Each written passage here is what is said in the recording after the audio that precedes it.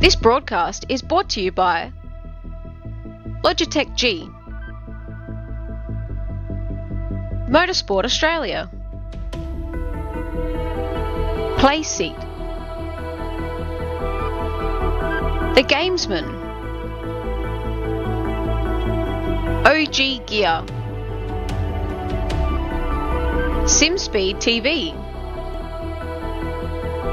Speed Cafe, and the Australian Sim Racing Group.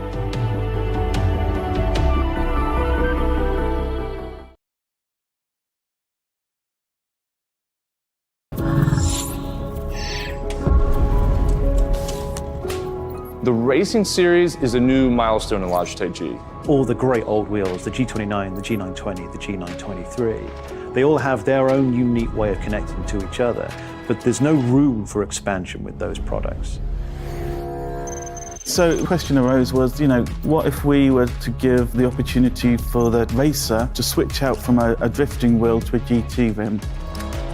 With the wheel hubs that we've created, that's got a very specific button set, but you can replace any of the steering wheels. And the real lovely aspect to this was we could give the user, driver and the racer the opportunity to experience different genres of race. That allows drivers to craft high quality, customized setups that resonate with your individual racing style. When we start with the design, we always start sketching. Very often, once we've got sketches, we start discussing with engineering. We had 3 rounds of engineering testing or user testing where we invited in users from sim racing, and every single round of feedback we refine, the product based on what they tell us.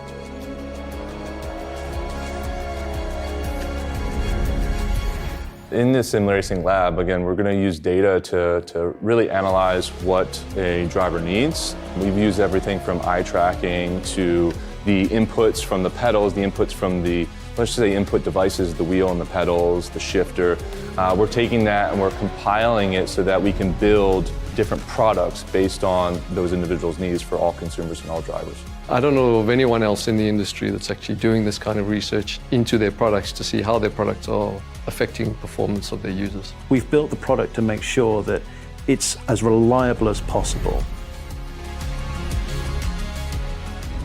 So the innovations in engineering that I'd say we're most proud of is the sequential handbrake and shifter toolless changeover. This is now a patented system, so it's really easy for the user to just switch between modes.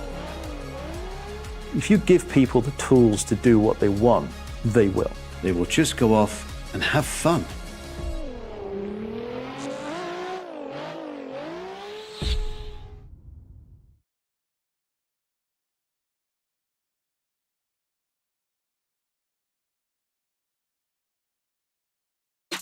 It's motorsport, but not as you know it. Test yourself and your everyday road car.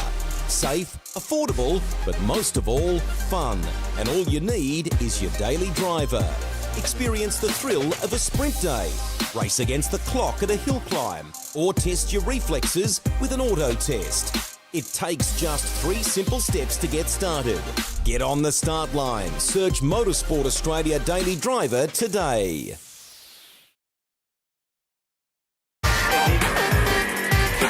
Hi, I'm Brendan Leach, driver of the number 7 Audi R8 or MPC Audi Custom Racing. First impressions of OG gear on the sim, fantastic. It feels really nice in your hands and doesn't gather up under your fingers. The sock, very breathable for me. I get sweaty feet when I'm on the simulator. I know that's not the nicest thing to say. It has just the right amount of grip because your feet do just naturally move around on the pedals a little bit, and I like the way that they give you that freedom but also give you that stability that you need.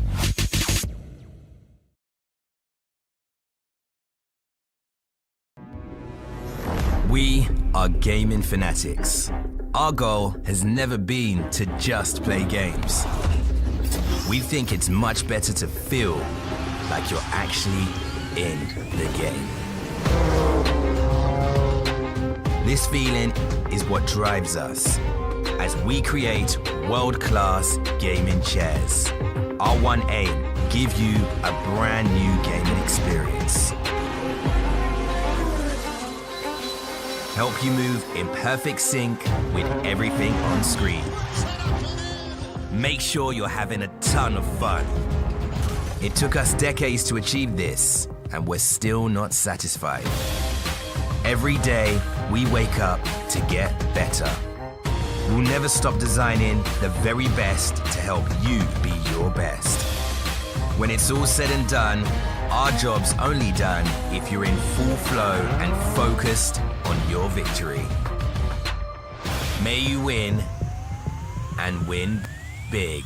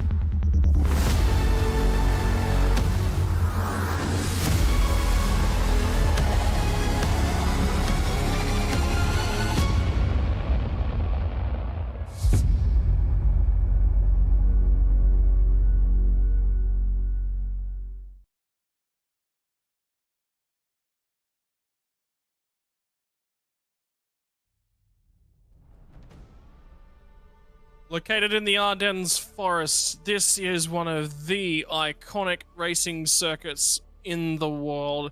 It's also currently one of the longest GP-style tracks that we've got left to us in the world as well. It is the 7-kilometer in length circuit de Spa-Francorchamps. And it plays host to quite a number of important races right throughout the year. And tonight, it's going to be our grand finale. From Belgium all the way over in Europe, we will be bidding farewell to the Holden Commodore for the very final time from Logitech Pro Invitational Series. This is it. After 5 years worth of sim racing activity in the ZB Commodore and a whole bunch more in the generations before that, this is it. This is all that's left. This is the last gasp. And I tell you what, thinking about this race and all the lead up to it, Sandman, a little bit of a tear in the corner of my eyes. As much of a Blue Oval fan as I am going to miss the big old line on the front end of the Commodore. Yeah, absolutely. Good evening, everyone, wherever you're watching around Australia or, in fact, around the world. Absolutely. You know what? You hit the nail on the head. It's an iconic piece of motor racing history, and sadly, it is gone from the real world, and now we're losing it. You know, not in total from the sim racing world, but we will be making the switch to Gen 3, which introduces a Chevy Camaro up against the Ford Mustang, and no doubt that has raised the excitement level for 2025 tenfold. But yeah, to see the Commodore have its last hurrah, yeah, it is a little bit sad. Yeah, and a little bit of bittersweet, and there is some celebrational liveries out there within the field here tonight, so we will be bidding adieu to the Holden, and it will be celebrated by the drivers, by the fans, and by everyone watching right around the world. To all of you watching along at home, ladies and gentlemen, thank you for joining us here tonight as we dive into the northern part of Europe. Not quite in Central Europe, we're still to the western part of it, and just outside of Brussels in Belgium. This is right in the middle of a very beautiful section of the world. It's 7-kilometer length on the lap, like we said, one of the longest still available to us in the world. It's challenging, it's quick, and it is 19 turns to take us through the distance from the La Source hairpin and the run through some of the fastest corners in international motor racing, Eau Rouge and Raidillon. the challenge that they present. And don't forget the newer scan layout as well for iRacing. It's only been with us a couple months. The Kemmel Straight all the way down to the Lacombe chicane. Malmedy at the crest of the hill before you dive away to Ravage. You'll back it up and turn it back up the hill for Jackie X. Pouon, the double left-hander through 10 and 11. Double gauche is French for double left. The Lafania chicane. Campus, Stavelo, you'll turn it up and send it up the hill through Curvapole Ferret, through Blanchimont. Boy, that was in that corner. Scare a few drivers. You can ride up and over the curbs and everything. And then finally, the big stop at the end of the lap, the bus stop chicane, and on home. The GP pit's in operation here tonight as well, Sam. So the shorter layout in terms of pit road, but I tell you what, it is tight getting into that pit lane as well. There have been mistakes in years gone by. Just how narrow that pit lane entry is cannot be understated. Yeah, absolutely. And where it is too, if you've got someone nose to tail with you, thankfully you can get a little bit of a run into the pit lane where you're not going to get tagged in the back. But yeah, it certainly it has its challenges because it can be a little bit tight on entry. You carry too much speed and you nail the wall, you can give yourself some damage. You can cost yourself some more extra time in pit lane, and that could bite you. But have a look at this racetrack. It's so iconic. No matter what corner you look at, you get so many memories that flash back, whether it be sim racing or real world when we've watched Formula One or sports car racing around here. It's I say it a lot of racetracks where this racetrack has a little bit of everything, but Spa really does have a little bit of everything. We've got fast sections, you've got undulations, you've got tight corners. It's such an iconic racetrack, and yeah, really cool to have it as part of our series. Yeah, and for the final time for the roaring line as well is going to be at the end of the night. I am probably going to be sitting here just left in a little bit of amazement. In terms of the race here tonight, 245 kilometers the duration, a touch shorter both times we've been here in 2022 and 2023. We went for 39 laps worth of racing action. We'll cut 4 of those off the back end of the race. On average, with the long lap and the amount of full throttle time, you are burning in the realm of 5 to 5.3 liters a lap. She is a big old fuel burner. Get around this place. And as usual, 2 compulsory pit stops to get through the journey. What's the critical lap number? You got to get home from about lap 13 to 15, probably more towards the right-hand side of that number, probably towards the 15, I think, just with the amount of fuel burn. But a lot of long straights, a lot of drafting, a lot of lifting off on the loud pedal, and a lot of fuel savings on offer. Yeah, it's one of those racetracks that you talked about how much of a guzzler it is for fuel, and it's something that you don't want to get your fuel calculations wrong, because if you decide to go for that extra lap, and being such a long circuit, that's something that could bite you in the backside if you haven't got that down pat. Interesting to note here tonight is that our championship has been decided. Dylan Rudd, we celebrated it last time out. He has managed to come away with the championship. Had to walk away from a difficult racetrack at Detroit Belle Isle, but he comes into Spa, and this one will be all about celebration for the Lobs esports drivers. They'll be attempting to lock up a 1-2-3 in the team's first year in operation in the Logitech Pro Invitational Series. Andrew Gilliam and Griffin Gardner sit second and third. By the way, Andrew Gilliam driving at the moment from a borrowed sim rig down in Adelaide. He is down there to do some engineering duties in real life as part of the Adelaide 500 this weekend. Didn't want to miss out on the opportunity to take away second in the championship, which is a big gangbusters year for him.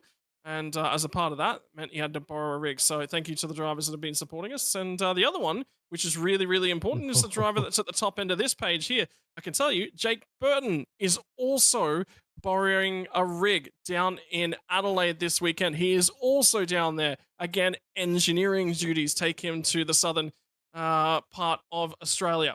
And for Jake, he is going to be trying to make sure that he qualifies his way in. His only goal here tonight, Sandman, must complete 75% race distance. Yeah, absolutely. And I think I've been in a position like that once or twice. Never for the stakes that these guys have got on offer as far as, trying to keep a championship alive and have a decent result. But it's a tough gig when you jump in and try to use someone else's rig just to hopefully make the night as profitable as you can. We all have those little idiosyncrasies and stuff and comfort levels that we have in our own rig. So it is a little bit strange to jump in a different rig, but good on him for having a crack and not just laying down and giving up, because like I said, it'd be easy for Andrew just not to show up and say, oh, well, I didn't win the championship, but he's got pride on his side and he's trying to aim for second place. So yeah, good on him and good on Jake and anyone else who's having to take on that challenge of jumping in someone else's sim rig. I think the bigger key is that you're right. Andrew Gilliam doesn't have to race tonight. He's automatically qualified in, can't win the championship. So those are the two big keys that he would have been looking for here tonight. But the battle for the bubble is big, and it is going to be the talking point for the rest of the night. The reason for that, top 20 drivers, all the way down at where Zach Rattray White sits at the moment, they all qualify back for next year. The difference between being below the cut line and above the cut line, 12 points. That's equal to 3 spots. So for Rattray White, he must finish within 3 spots of Sean McNamara, and Sean McNamara's got to beat Rattray White by 4 or more. For everyone else, the mathematics gets a little bit more complicated. For Jake Maloney, he's a good 38 points clear above the bubble. And this is sort of the story that they're looking at. The drivers that'll be locked in, all they're going to do is get their way to 75% race distance here tonight, Sandman, score some points. That's literally all they need to do. Adam Briggs, Josh Anderson, Blake Warboys, and Jake Burton, they do that, we'll be seeing them back for 2025. The drivers, though, that are in mathematical contention of being eliminated. Bo Albert is within 100 points of that cut line. Jake Maloney, Zach Rattray plus 12. Sean McNamara, he's got to find 4 spots, and Tom Frere, a little bit more than that. It's only about 8 spots for him over Rattray White, and then he still has to outscore McNamara by more than enough to cover him off as well. But for Brenton Hobson, what he's got to ask for is that Sean McNamara, Tom Frere don't score any points. He must win here tonight, and Zach Rattray White must also DNF. It is a big, big ask, but it's the only way that he will automatically qualify back in, so he'll be praying for a little bit of luck. Yeah, that's it's scary when you start thinking about the stats like that, isn't it? Especially when the pressure of a win, you know, knowing that you need that to make it in. That does put the pressure out there. But you know what? For a lot of these drivers, it's best for them just to not think about that. Just race as hard as they can and do the best job they can. And if they do that, the points will come their way. But there's no point there fretting about the points. You just want to do the absolute best job you can. Head down, pin the ears back, and go. That's about all you can. For these drivers, they get a free kick here tonight. Just out there racing for a little bit of glory. Dylan Rudd, of course, our champion-elect. Andrew Gilliam, Griffin Gardner, Madison Down, Jared Philsell, Brady Myers, James Scott, Rick Kuznetsov, Ethan Greengold, Luke Rosella, Jordan Ross, and Robbie Gibbs. All of them are locked in for 2025. We'll be seeing them back should they elect to return as the big key. Because the other side of the coin, you can say, hey, look, I'm not able to go sim racing in 2025. Take a year off, qualify back in 2026. And the other big kicker, Gen 3 chassis. I think that's a huge thing, because something we were just talking about off air is you never know what it'll look like and what it'll feel like when you jump in it for the first time. Do you want to come through the gauntlet of the qualifying series? Yeah, well, that too. And I was thinking about your comments about having a year off too. I don't know if that's the smartest thing to do either. Is if you take the first year off of a brand new car, and you know, the Gen 3 being introduced, you can find yourself, you know, a long way back pretty quickly. These teams will be learning very fast as soon as that car gets released, and they'll be trying to get their best foot forward. So dangerous, and there you go. Have a look at that beautiful farewell Holden livery on the side of Brenton Hobson's car. We did touch on that there was a couple of those liveries, and yeah, that's brilliant. But yeah, and that touches on my point. This is the last time we're going to use this car, so yeah, it's not ideal probably to take a year off, because these teams will learn so fast with the brand new edition of the Gen 3. One in seat time, nothing can replace it. You're just going to be ready to go. One driver that is a little bit ready to go and that is sort of peeled off trying to catch. There's 2 packs sort of going around at the moment. There's one pack that's just started their flying lap. There's another pack that is really, really backed up. I'll tell you what, Jake Burton's one of the drivers that went diving through and past the back. He just wants to get out there and set himself a flying lap and not have anyone else to worry about. Brian Ward's already started his lap just down the road. Tyson Broad, Luke Rosella, Bo Albert, and Robbie Gibbs are all starting their flying laps as well. And I think Bo Albert picked up an incident point as he crossed up and through Rouge Radion. So his first qualifying attempt will get ripped up and thrown in the bin. Benefit of a 7-kilometre long lap is that this is probably one of the easier laps to find a little bit of free real estate. And I don't mind the strategy of Jake just doing a runner. It's like, you know what, just get that banker. How much do we talk about that? All the time is about just getting a banker in. And yeah, you look at the clock and we've got still, just over 25 minutes to go. But when you consider the length of this racetrack, to get round and get back to the pits and start again, you know, you want to try and minimise the mistakes. And I think just going out and putting down a banker is a great idea. So he's now on the drivers at the front end of the field. And the drivers are at the back, still trying to get their way through. They're all just gotten through. Rouge ready on for their first time laps. But the driver that will be setting the first time lap is the driver that won race number 1 for 2024. Past you behind back all the way back to Sebring. We were sitting there left with our jaws on the floor to start 2024. I think we left with a little bit on the floor most of the way through the season. I said it, I don't know how many times. It's nearly become my record statement. It's nearly become my 50-cent part. But boy, this year has been weird. The beauty of the unpredictability of motorsport, eh? You know, we've had so many things happen, and like you said, for him to take away that win for the opening round, so much happened on that night. It's Sebring for you, isn't it? And excited to head back there for 2025 because that race has really turned it on, and yeah, it's really spiced up our championship. So it's an interesting note to start the season, but we continue to cascade most of the way through. It's still setting itself up for a grand finale as well. Jake Burton's going to come across the line, sets himself at 2:17.292.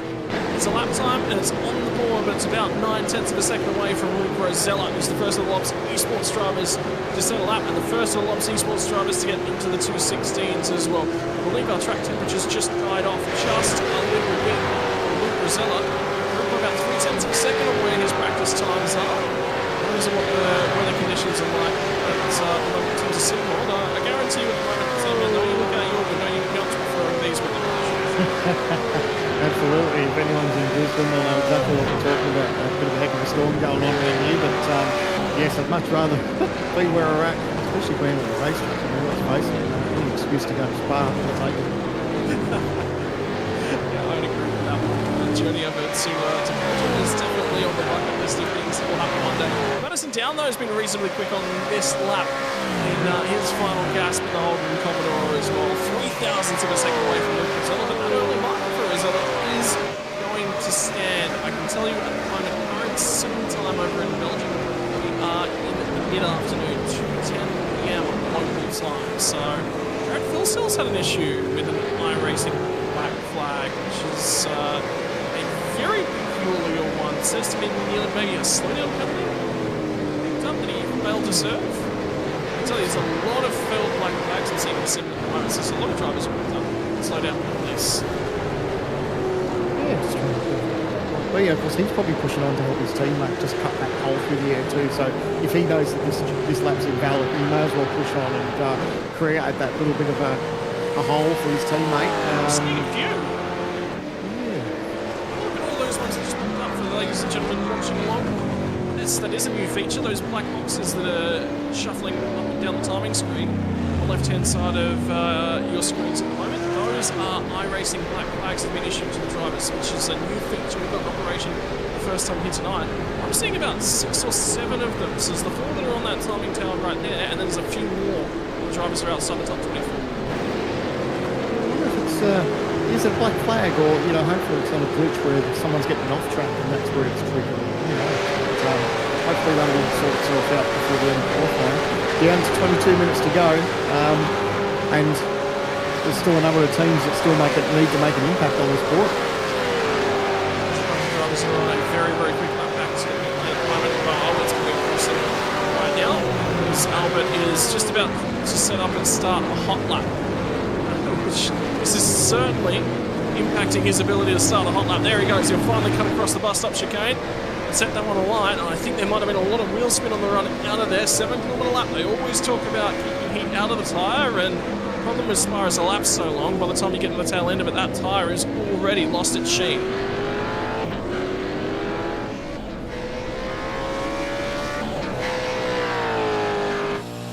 Got himself some clear racetrack, as you can see. It's beautiful on board.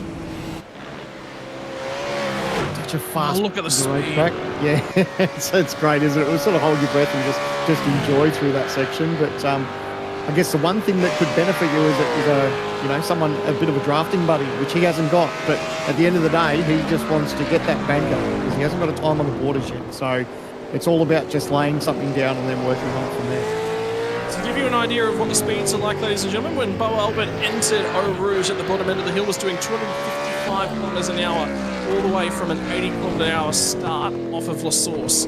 Camping. So a lot of acceleration, lifts off, dials it back down about 20 kilometers an hour, so it's a slight lift off, and then crests the hill, and he gets back on the gas at about 240 kilometers per hour.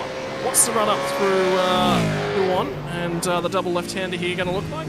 Oh, just a measly 165 kilometers an hour as he cuts his way through. The real question, I think, real interesting one to keep an eye on is going to be the run through Blanchimont. That'll be speedy. Yeah. Always a bit of fun, and hold your breath with these cars. You know, you don't have all the pure downforce and the grip that you do have in a Formula car, but nevertheless, always fun to drive these things, especially around here, and so far so good. Well, qualifying is now a third of the way done, and a big wiggle as he comes out of Stavelot, and on the run up through the curve of Paul Fret. Kicks before we get to the left-hander at Blanchimont. What's the speed looking like? 260 kilometers an hour, 262 just before a slight lift off, 245 out the other side of Blanchimont. And a wild old ride for Bo Albert, who's trying to qualify his way back in and take Rookie of the Year classification as well. And he'll cut his way through the bus stop chicane. It's a wild old ride, a ton of curve he used there, 217.0, so that'll be an improvement for Bo for sure. And slots him up to 14th, so big improvement for him.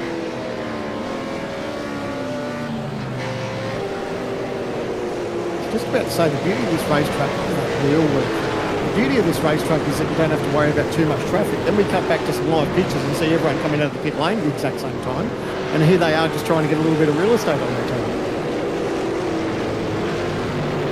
Really interesting moves as well as Boris. Which will offer up a touch of draft for his teammate that's along at the moment. So Boris just finished his lap, and now he's going to tow Robbie Gibbs down the big old straight. And in the meantime, the field are all trying to decide who's going to lead the train as they get to the bus stop chicane. So Rosella's already got the time on the board. He's going to go for lap time number 2. Can he improve? Can Madison down find 4,000ths of a second himself to provisional pole? Look at these Lobs cars. I love exactly what they're doing right here. Every one of them is just all lined up behind each other. They've given themselves just enough room where they can try and, you know, capitalise on the draft, but also where there's enough room where they're not tripping over each other. So to have all the teammates there line astern, that's a great thing by the team. And I know all those drivers will be very much appreciative of just trying to get a little bit of that tow, because that's huge around here at Spa. Very important as well to set yourself up for the long run. All right, who is going to be able to put it together on lap number 2? And 13 minutes coming up very, very quickly. So Rosella's gone quick on lap number 1. Look at the wiggle in the background for Madison. Sorry, not Madison Down. Jared Philsell. So even as he crests the hill, so Malmadian runs down to Ravage. There's a bit of attitude in the car. Again, just a little bit more, a half wiggle. It says he's pushing. He's pushing. That left rear was out in the gravel there too, but still manages to hold on to it. Hasn't got a timer, hasn't got a banker on the board yet, but the 17-minute mark of this session to go.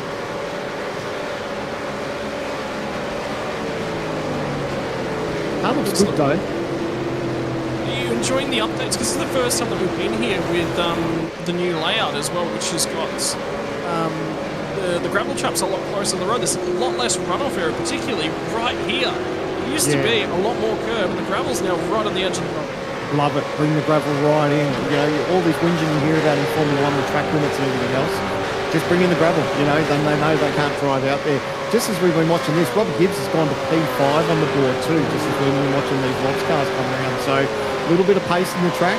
It'll be interesting to see what these guys can do. We've been following Jared Philsell for the last part of the lap, so interesting to see what he can stitch together with all these Lobs boys just giving each other just that little bit of an aero freight train for each other. Hayden Veld has had an issue and is stuck in the gravel trap at the moment. And I think he's gone into the wall exceptionally hard with a little bit of contact. Phil Sell now gets that lap time together, went to 3rd and immediately got beaten and put to 4th.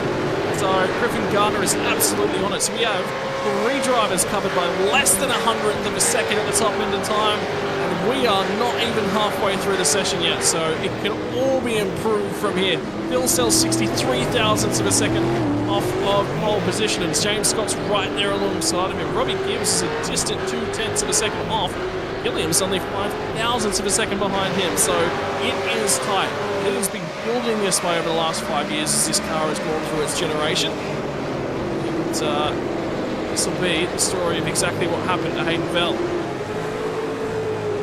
Check out the OG replay. Weaving there. Oh, what was that about? Oh, he made hard contact with the wall too. I don't know if that was like he was frustrated that the driver was on the racing line, and yeah, that's a bit of a weird one, isn't it?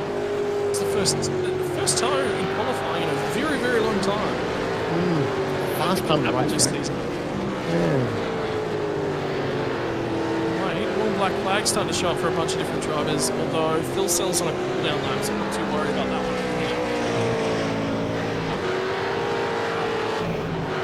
Won't be affecting his lap times at the moment, but in the meantime, we'll keep an eye out for where the critical drivers are for their championship standings and qualifications back in. Zach Rattray White again continues his improvement. Hasn't finished inside the top 10 yet for Rattray White, which I thought he would have done already. At a sneaking suspicion in the back of my mind, he might have already done that, but no, it looks like he hasn't. He's getting very close to finishing 11. Big wiggle there as Brenton gets the F3 run on the gravel.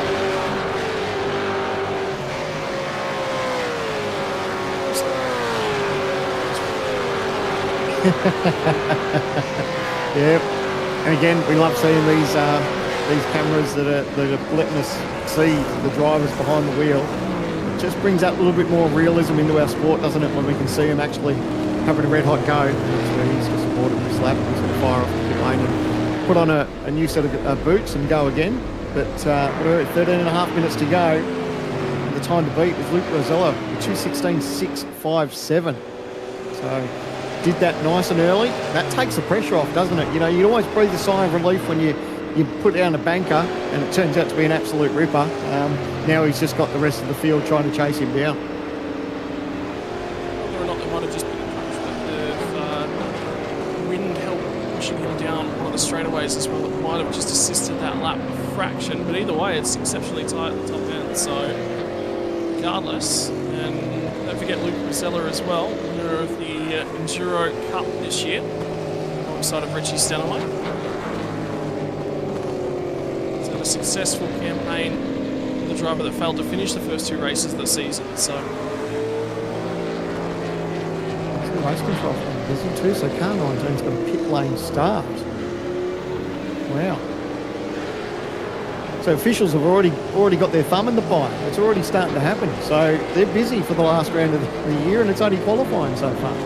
So that's Dylan O'Shea for contact with 29, and 29 being out of Jake Maroney. So already kicking off in it's very rare, exceedingly rare that we see something like that. So this is what's going on here. So this is both of these drivers on a fast lap. And not what you want to see. One of them's got a year, one of them's got to abort the lap. Oh, you're joking. Yeah, I can see why the stewards are interested. He just turned in on him like he wasn't there. You can't do that. Oh, they both had the real estate. He was trying to go around the outside. It was never really going to work when they're both on a qualifying lap, and got in the door alone. Both of them are going to have to abort the lap because they're going to both be compromised by the run through the chicane. So, albeit the ERT drivers have got out of the angry pack, and this might be a smart decision after seeing some of that footage. Absolutely. See, do what the Lobs boys did. Just team up together, find yourself a little bit of real estate. Mind you, the Lobs boys were in with everyone else, but they got themselves all together. And this is what good teams should be doing. Is just sharing that draft and just trying to bring your teammates along with you. You know, you'll take any little bit of an advantage you can get, especially as this track goes on. So we're 11 minutes to go, and yeah, I think it's great. We're doing this for each other. Well, we have 11 minutes left in qualifying. Oh boy, oh boy. Just get me out of the mess. I don't want to be in it. doesn't matter how long the racetrack is, they always seem to find each other in quali, don't they, when they're ready to start. And it's again like 20 cars in that pack, and then they'd be covered by a couple of seconds on the racetrack. It's the aero, and that's what they're fighting for. They want that little bit of an aero advantage. That's why they're all bunched up. And update on Haydenfeld, which his qualifying session's already over because of the total pit lane from that incident. But he will also be forced to start from the pit. He's penalty. Robbie Gibbs, in the meantime, though, going to start this second lap, or this third lap even, as the times thus far have been exceptional from him inside of the top 10. Good run up through Eau Rouge Radion, and now he's going to be offering all the drafting support he can to Ethan Greek-Galt. He's going to try and get a run on with a little bit of drafting support. And in the background, Bo Albert's had a reasonable night in qualifying thus far. Sits 17th on the table. And he'll be trying to lock himself in for 2025 as well.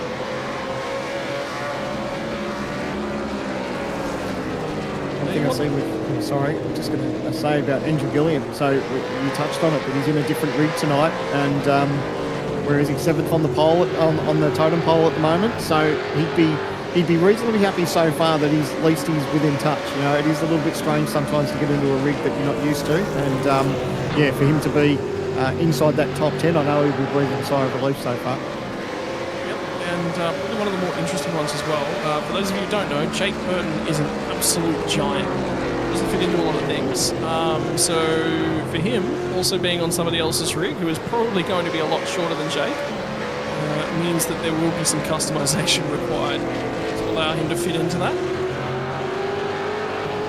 And that could be playing its part as well, but he's already proven this year that he's capable of performing on an unfamiliar rig. Multiple times, in fact, over to Spain as well.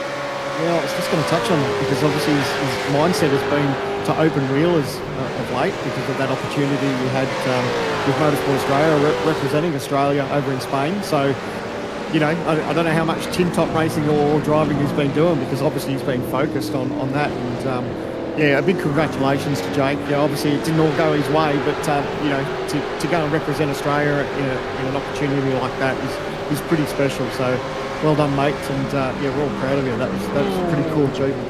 That's the time for Bo Albert. 1/10 of a second away from pole positions, puts him 6th on the grid. Pole position driver at the moment, Luke Rosella, and here come the Lobs Esports cars. Are all going to try and set another flying lap. Time is starting to tick away from all of these guys at the moment. How about the lap from Robbie Gibbs? It's still got him up towards the pointy end, and the other driver was Ethan Greek-Galt. Did manage to improve on that lap. Have a look at the time between the two teammates as well. Greek-Galt and Bo Albert, 0.03 of a second separate them, and they were in that little train together. They found their own piece of real estate, and it has worked for the ERT drivers. Yeah, love it. And that's what a lot of these teams need to do is don't focus on what everyone else is doing. Just have your own game plan. And if you've got a teammate there to use a little bit of draft advantage from, just use it. You know, just take yourself away from what the group is doing. And yeah, it's done them really well.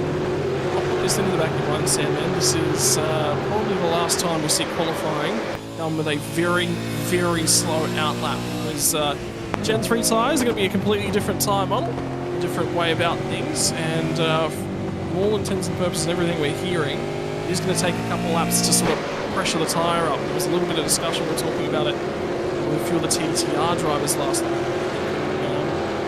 Probably going to be 2 runs instead of all this, you know, in and out. It's probably going to be putting the tyre up to temperature. If you have to take a cool down lap, you take a cool down lap. You're filling the car for half a session. So qualifying is going to be completely different. And the other curveball that we're probably going to get thrown at us too is weather. So these teams and drivers are probably going to have to deal with rain that we haven't seen with a supercar yet. We assume that the new rain model tyre will be with the new car. So that's going to be something for these teams to think about too, is keeping an eye on the skies. Andrew Gilliam, though, is keeping an eye on the timing sheets at the moment. Run out of the final corner. How good do the Lobs Esports cars look flying in formation? 2:16.488. Goes to the top, though, for James Scott. Gilliam does improve, but not by much. And Scott's only pipped Luke Rosella by 18,000ths of a second, which means these laps are exceptionally good from the entire field. Yeah, that was great. Just pipped his teammate there. He didn't have to be by much, but that was enough as we've got 6 minutes to go. Under 6 minutes now in qualifying. The pressure really starts to to be on everyone else that hasn't been able to have an amazing quali so far, but they're slowly running out of time, but good to see that the pace is still in the racetrack. Yeah, pace certainly coming to these drivers. The temperatures has not moved at the moment. Matthew Bowler's got no time on the board, and he's tinkering around with a little bit of curbing at the exit of turn 1.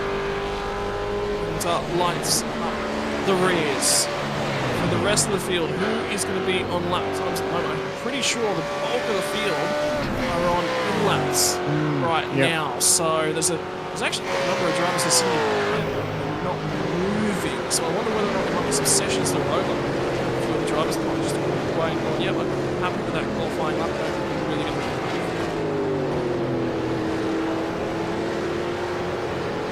interesting one for me and consistent. There's only a couple of hundreds on both of those laps. Also on under 5 minutes left in the session now. The final time 2024 and the whole. It's just I'm gonna sit on that. I'm gonna dwell on that because I enjoy the sounds of the body shape and everything the last 5 years or so. It's been a huge kick just to have the supercars in iRacing. I mean, you know, when we started, it was just, we only had the Falcon, and that was it. And then we always wondered, I wonder if we'll ever get a Commodore scanned or anything like that. And then the Commodore did get scanned. Big shape there from Bowlers, just loosen up on the exit there.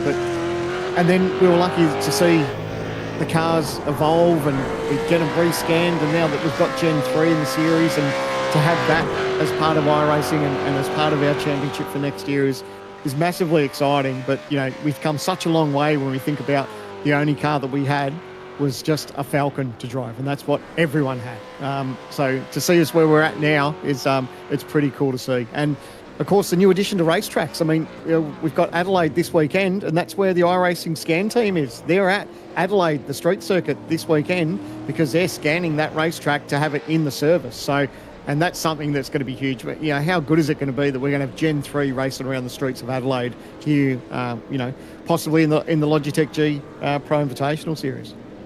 I think one of the cool things as well is that we do actually have a couple of generations of Formula 1 cars that have been on the service as well. The Lotus 49s never came over this part of the world to race around Adelaide, but the old ground effect cars certainly did.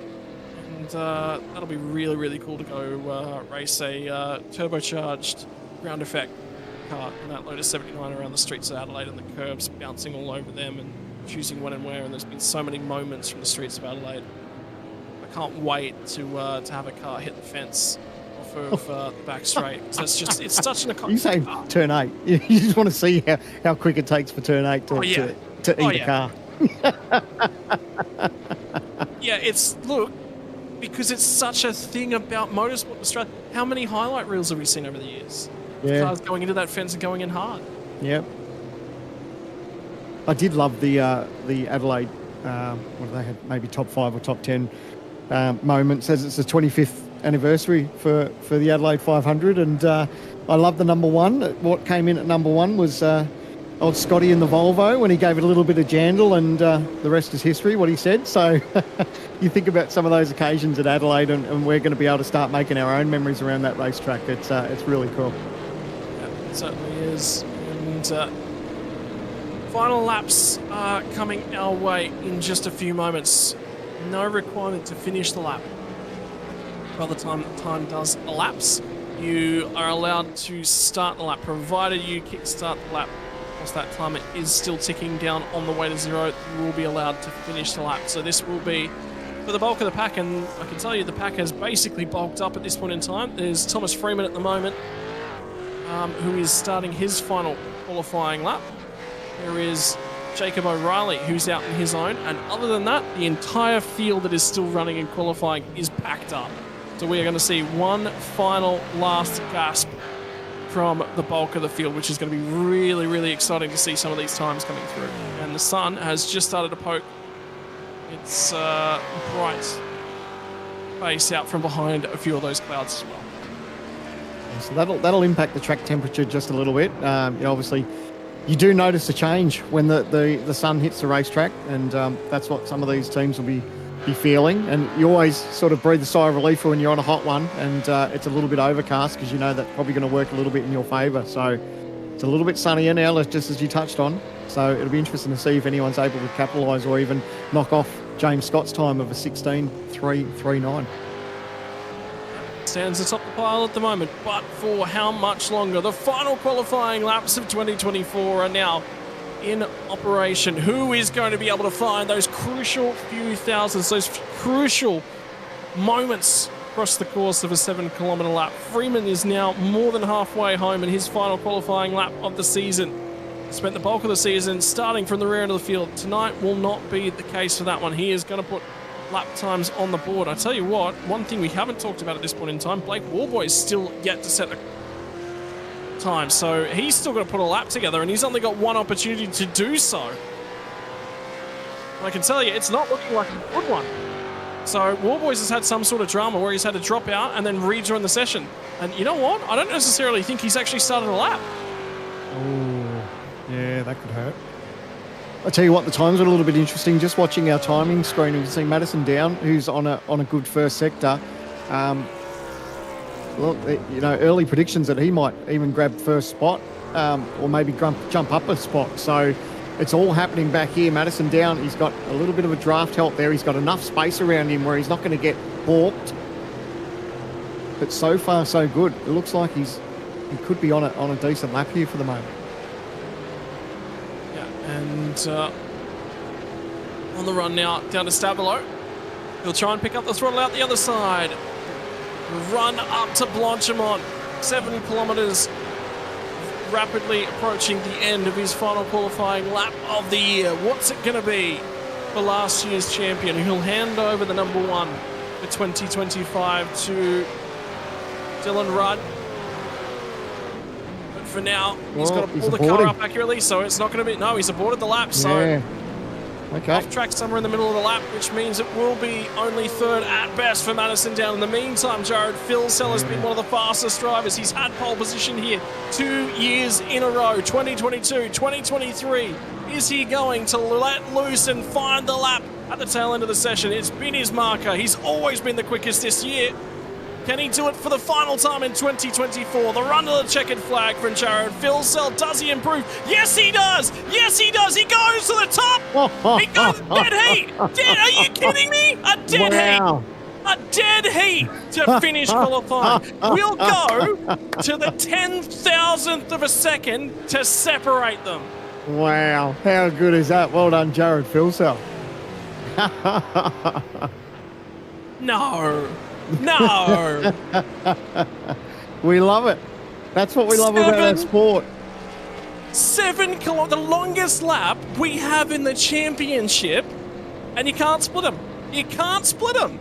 Yeah, that's unreal. How cool is that? And yeah, big shout out to that team. They've been impressive all season long, and yeah, for Jared to do that last lap and punch out that number, it's pretty cool. So well done to the Lobs guys. Really working well together in qualifying, and the results are shown right there. Well done to Jared Filsell. What a lap. I can't believe that. I just get finished saying, oh yeah, you know, he's had pole position here 2 years in a row. We'll make it 3, except for this one is the tightest margin that we've seen, and the tightest margin on the year as well. My word. You try splitting them. Well done. That's so cool.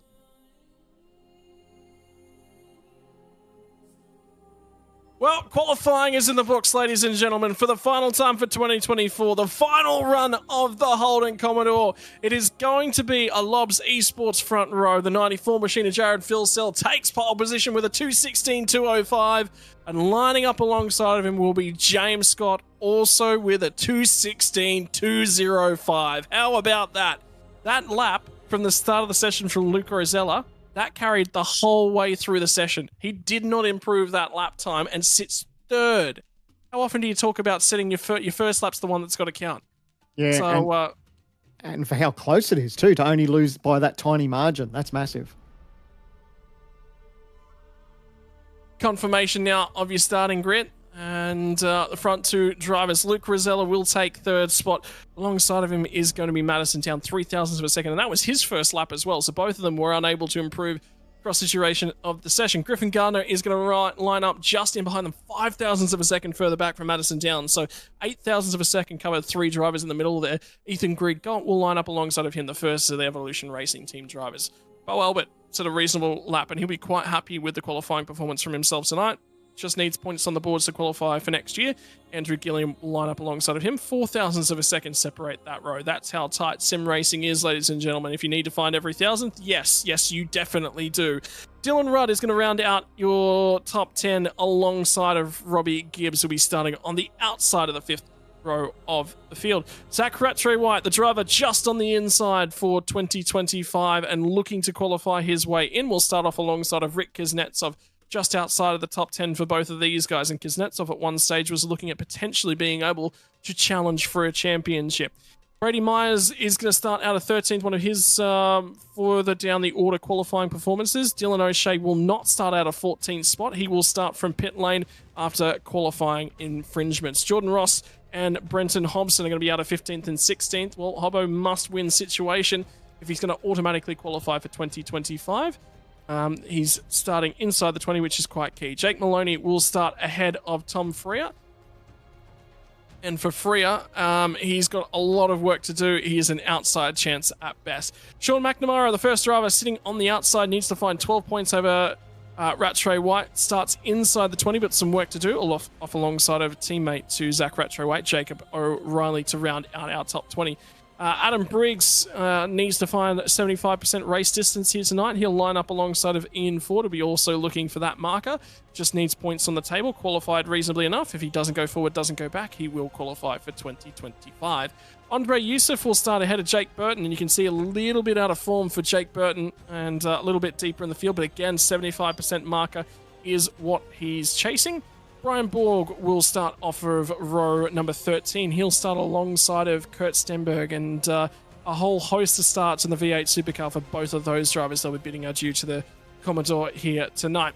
Tyson Broad will start on the 14th row of the grid alongside of Damon Johnson, and Thomas Freeman and Matthew Bowler will round out our top 30. And then we have two drivers that will be starting outside of here. One of them will be starting from pit lane. Blake Warboys failed to set a time in the session after having some sort of dramas, managed to get his way back in. But for Hayden Veld, no time on the board. That's okay. He will be starting from pit lane as it stands.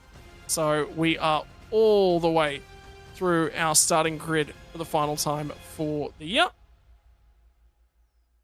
And I could tell you, by the way, an update on that qualifying lap. iRacing does store digits down to the 10,000th of a second.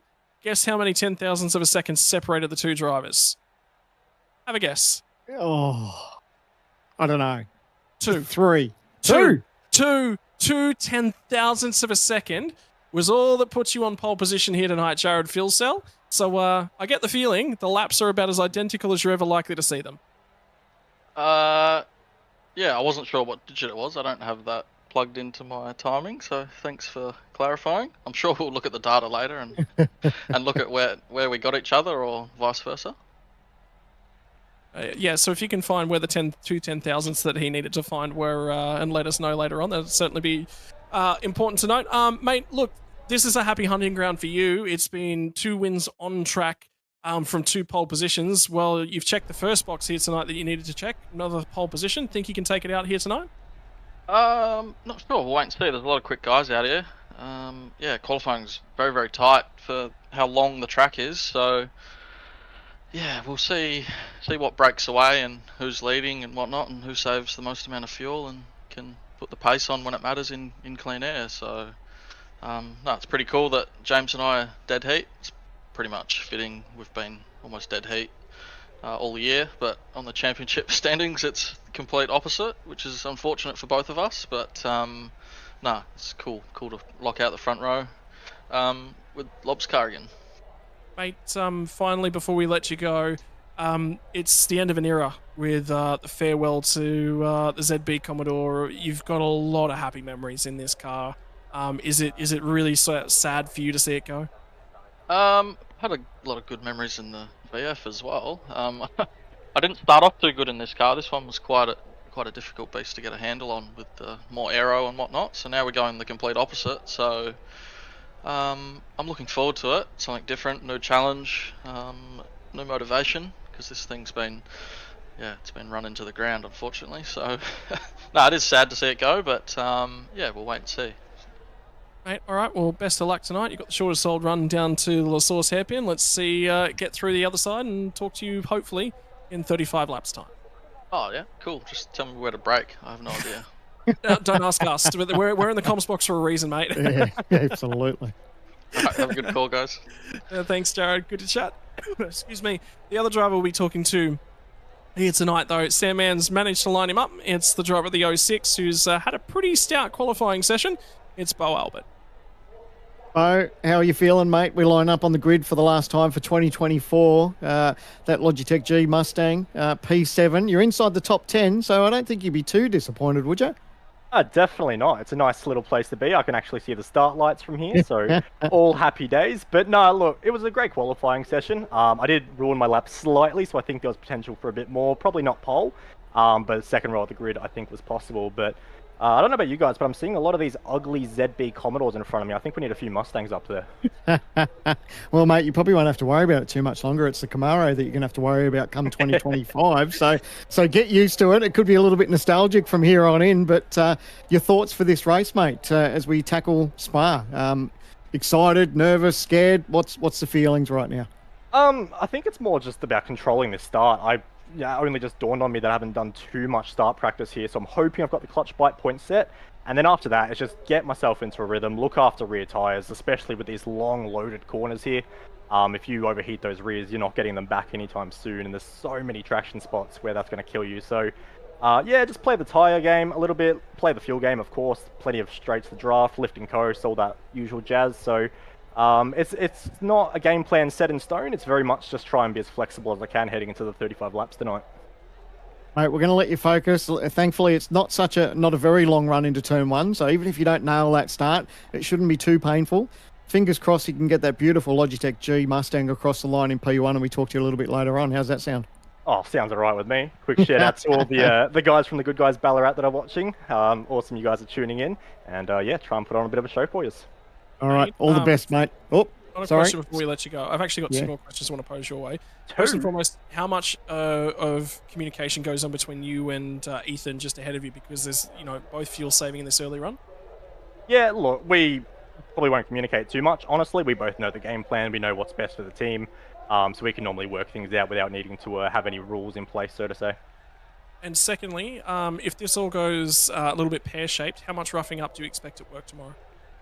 I expect to be thrown under a bus. So, all things considered, head down and make sure that doesn't happen. All right. I hope I haven't jinxed you now for the rest of the night. Yeah, thanks, Scott. Very cool. Good luck, mate. See you, boys. Have a good call. Cheers, pal. Good luck. I couldn't help myself. I got to be honest. He's coming for you. Workmates. He will come for you, buddy. If you've put the Mozza on him, he will definitely be coming for you. Right. So 35 laps now left to come for the duration of tonight, and we said it was going to be in the realm of 60 to 75 litres were to add across the duration. How are they going to get it done? There's a bunch of different ways that you can get from the start to the end. Well, you can't get home until about lap 14 to about lap 17, somewhere in that sort of a range. Well, you've got 2 compulsory pit stops here to do, Sandman, so why don't you walk us through a little bit of up and down fuel graph, and I'm a little bit disappointed you don't have the G-Hub behind you. Yeah, G-Hub was out of action today, unfortunately, but getting ready. It's going to be bigger and better in 2025. Can't wait. But you can see it all right there in front of you. There's so many different options as far as how your race is going to pan out. Everyone can have some sort of idea leading into this race about the perfect strategy, but how does that thing change when safety cars or racing incidents, you get damaged or get caught up in someone else's drama? That's how it can affect your race. So it's good that these teams and drivers have got a number of different options, whether you want to stop early, go a little bit later. Obviously, you're going for that cut-off, but it's all down to this, and everyone will have that in their mind.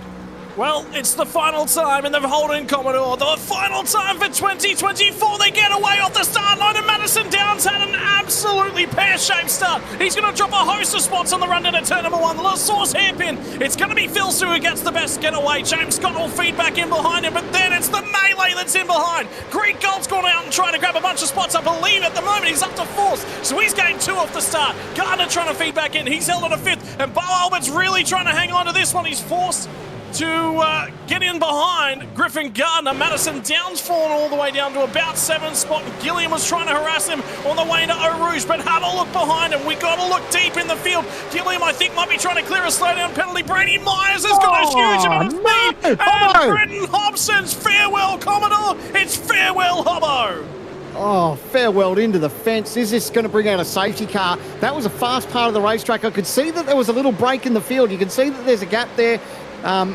He wasn't that far up, but man, he's had some damage in there. Thankfully, he's got away with it, but his day is done. You can see that engine has got no steering there. He's almost going to have to park it there. But man, that's heartbreak. We touched on that Hobbo really needed to get the win to advance through to that top 20. That's definitely not going to happen now, and our heart goes out to him. Well, he was our professional insight that sat with us throughout the qualifying series for 2024, so he certainly watched every little element of it. And for 2025, he might have to drive his way through that one. But for now, James Scott up at the front end of the field is trying to hang on to the back end of Jared Philsell, and they are side by side as they cut their way through the Lafania chicane. There was one of the ERT cars, I think it's Robbie Gibbs, who's toe-to-toe at the moment with Rick Kuznetsov. Those two guys are challenging each other. Just a touch between the two drivers. Trying to settle yourself in at Spa is absolute chaos because there's so much drafting that's going on. And have a look at the back end of the field. Dust flying everywhere back there as well. Yeah, everyone just needs to calm down a little bit. Obviously, a lot of the parts of this racetrack is single file, and we don't know if that's what was caused with Hobbo, whether it got a little bit racy back there and he ran out of real estate. But you can see a lot of these guys up front just single file now, getting themselves into a bit of a rhythm and just start to build these times up and just get comfortable with the cars around them and the racetrack. So thankfully, the most of the field has got away with it. But yeah, Bronson Hobson's day is done, and it's such a shame because we were talking about that special livery that he had on board to say goodbye to Holden, and unfortunately, it's gone the worst way possible for him. Yeah. It's going to be a long old night, unfortunately, for him, because he'll just be resorting to sitting back and watching. Jordan Ross ran very, very deep on the run into the Source hairpin, missed his braking zone, ended up in the gravel on the other side, recovered it nicely. And now, have a look at these guys who are going to go toe-to-toe as well. Kuznetsov and Gibbs, they were side-by-side in the run through Lafania chicane on the first lap, and they've still not given up on having a crack at each other. Finally, Kuznetsov's fallen a touch off the back. And Sean McNamara needs to cut his way through the field, is trying to do so down the inside, and I believe that's on Jake Maloney, gets the job done. So he'll be very happy with that one early on, Sean McNamara.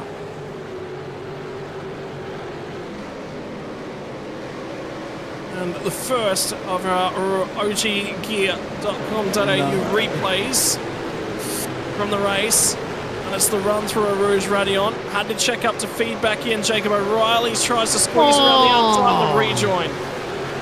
Drilled him. Oh, he's just a sitting duck. And, oh, man. I thought he was going to get absolutely drilled there. Obviously not ideal.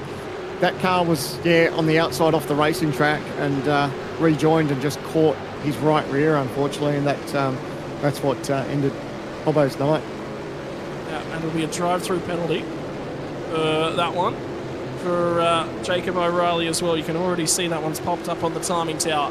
So it'll be a transit through the lane for him, which will drop him way off the back end of the pack. And I believe Hobbo is still circulating at the moment, but Matthew Bowler is not, and he is done for 2024. It's not the way you want your season to finish off, is it? You know, you always want to try and finish on a high, and it's always heartbreaking when the races don't go your way, but, that's the unpredictability of motorsport, isn't it? And you just never know how your race is going to turn out. But when it all goes pear-shaped on lap one, it's a bit of a heartbreaker. Meantime, trying to slice his way through. That's actually O'Reilly. He'll have to feed off to the pit lane and does so now. So immediately jumps out of that queue, which is not the worst idea to try and prevent yourself from being forced to race a bunch of cars. So he will gain time back on them, but You'll be very glad that they don't use the endurance pits, which is the double length one. That is a very, very long trundle down the pit lane. So we sat there, getting a little bit madder as the seconds pass by, and he's stuck in the pit lane, but it certainly could be a lot worse.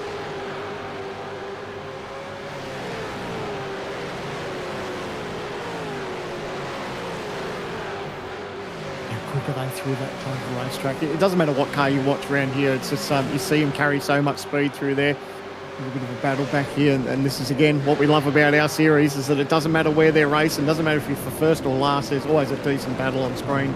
Stenberg's managed to round up that position there, but a little bit of detour just off the track, so that's Tyson Broad. Rejoins. A little bit of contact on the front right-hand corner of that car as well. Yeah, I see it was stoved in a little bit.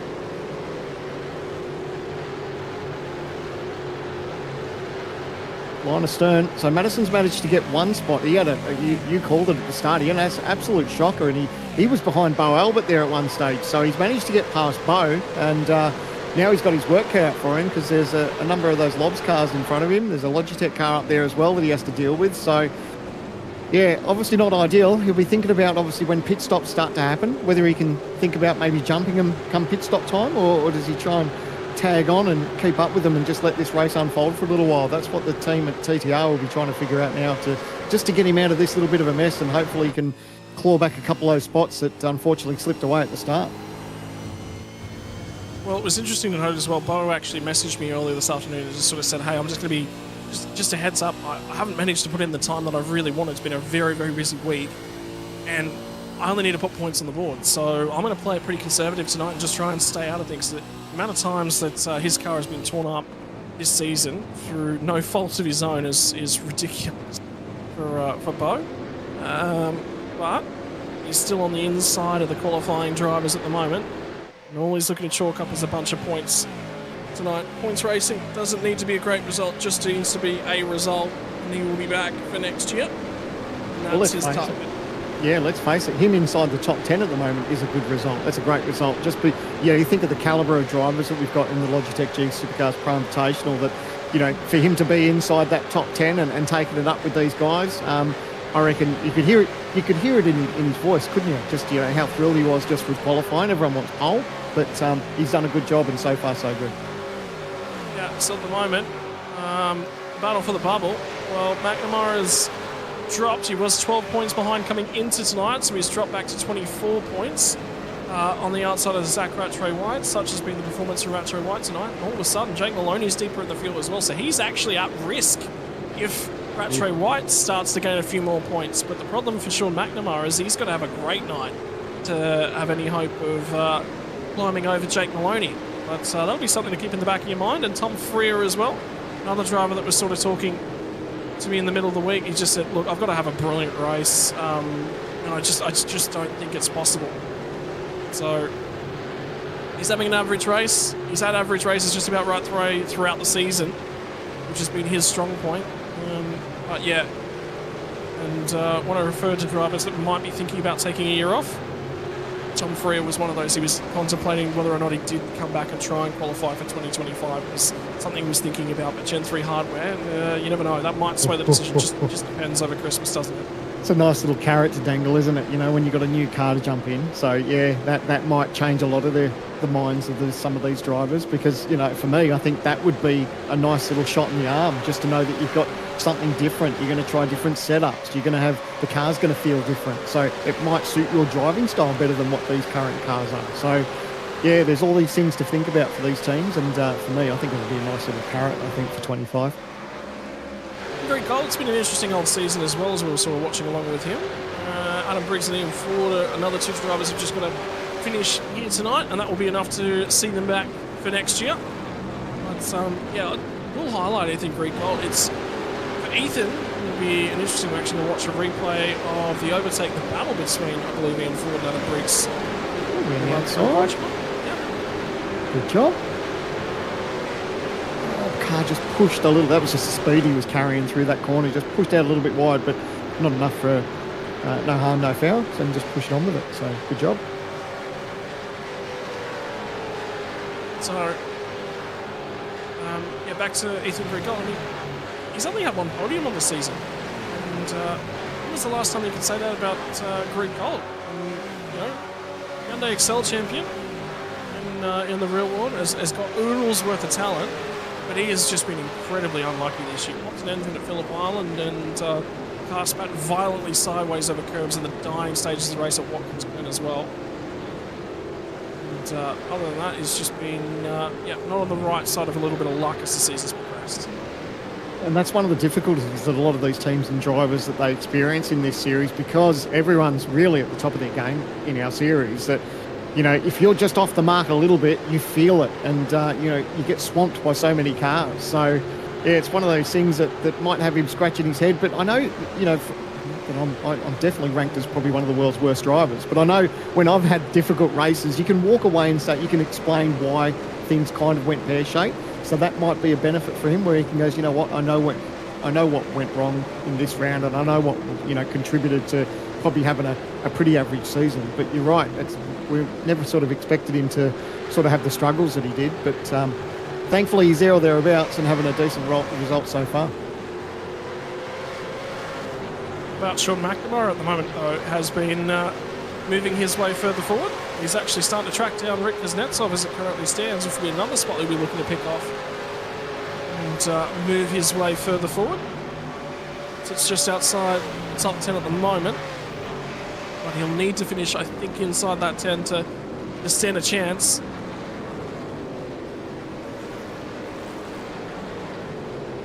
Stewards and race control have been busy, so car 12 is going to be investigated after the race for reckless driving.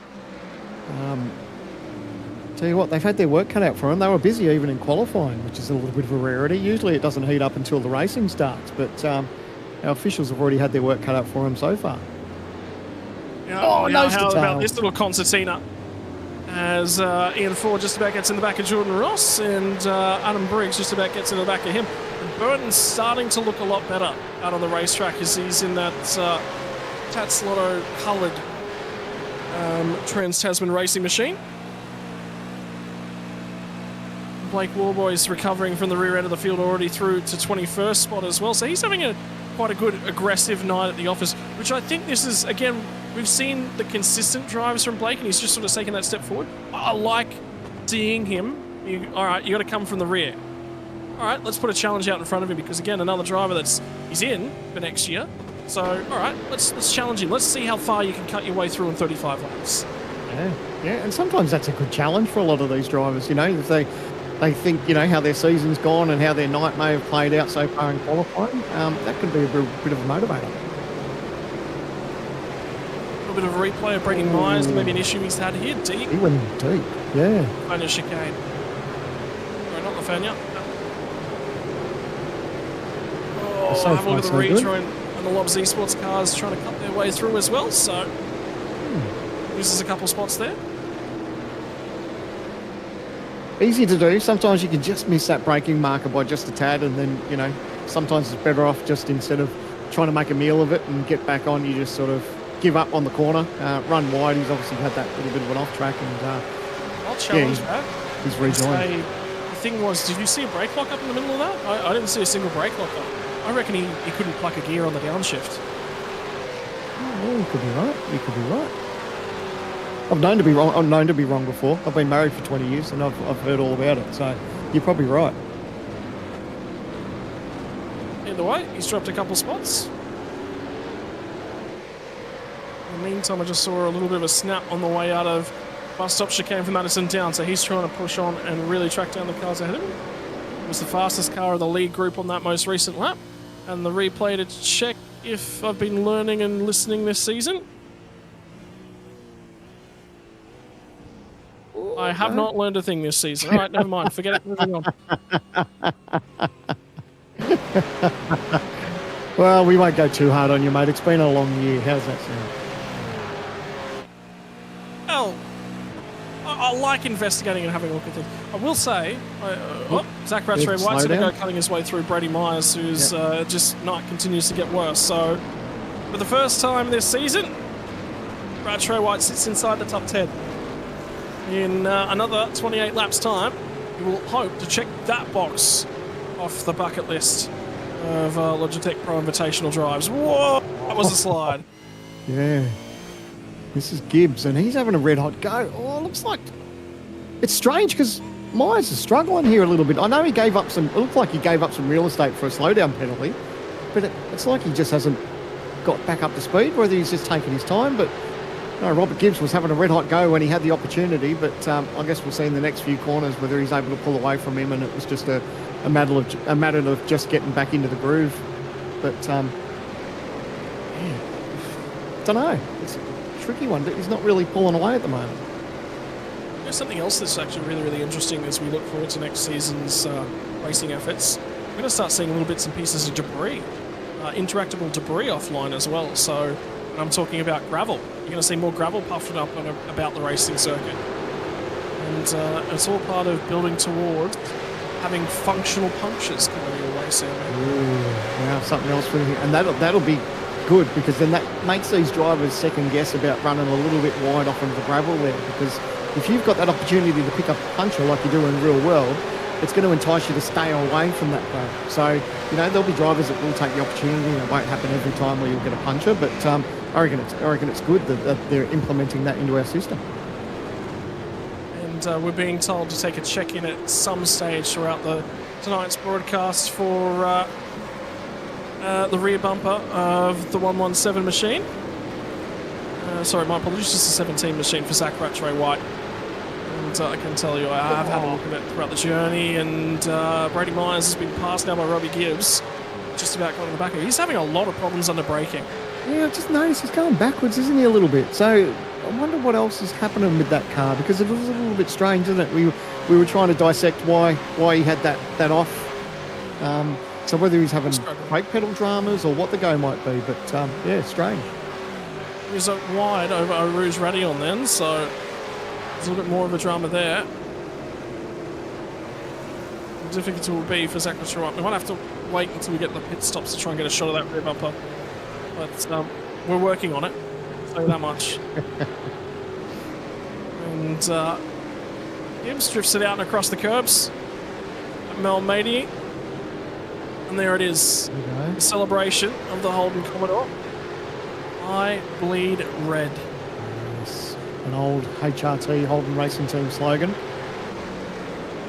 A lot of us bled red. I bled red for quite some time. So a little bit sad to see the Holden badge disappear from real world here in Australia, but it's going to happen in the sim world as well.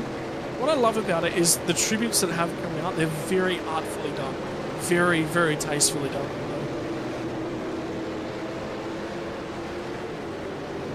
It's I love the designers we have, and Blake Warboys again picks off another couple of spots as he moves inside the top 20 now, as he makes his way on by. And the issue for Blake Warboys in qualifying was he was having computer-based stutters.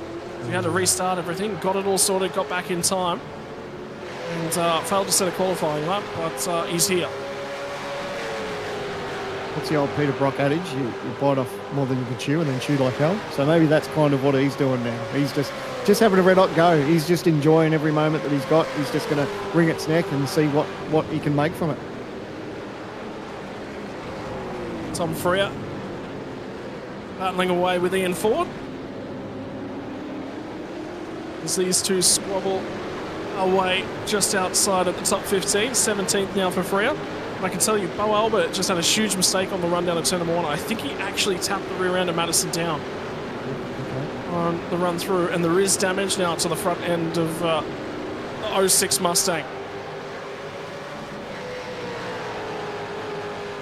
This is the moment just missed off camera. Pop. Wasn't massive damage, just a little bit of a tag. Just would have got the heart rate up a little bit though too. Just enough to say that there is damage indeed. And Ian Ford has managed to get to the inside of Tom Freer and get the job done. So that spot changes hands once again, and Jake Burton again just lurks in the back. He just shows up in the background of all of these shots at the moment, doesn't he? You just pick up the mess. You let everyone else trip over each other, and Jake just goes on through. That's what he wants to see. He'd love to see these two just fight it out a little bit more, because if they get distracted just that little bit and get a bit of a slow run, there's Jake to try and capitalise on a position. So you can see now he's just all over the back there. He's just trying to see where he can pick off Tom Frere here. It's just not quite close enough through this part of the racetrack, but that's what you love as a driver. When you come up to a paddle pack and they all start messing around, you think, all right, when they're distracted and they start to lose that little bit of exit speed, that's when you can pounce. Making sure you set yourself up to fire it out the other side as quickly as you possibly can. Really closing speed. Touch off line for Jake, carried a little bit too much mid-corner speed, but he's got really good mid-corner speed. It's the exits, though, where Tom Frere starts to run away from him again. Oh, how's that wiggle on exit? Whew, Frere, hold on.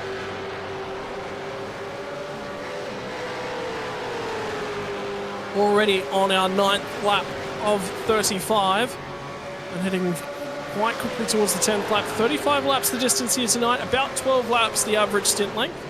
Kind of expecting, so pit stops could start any time from now.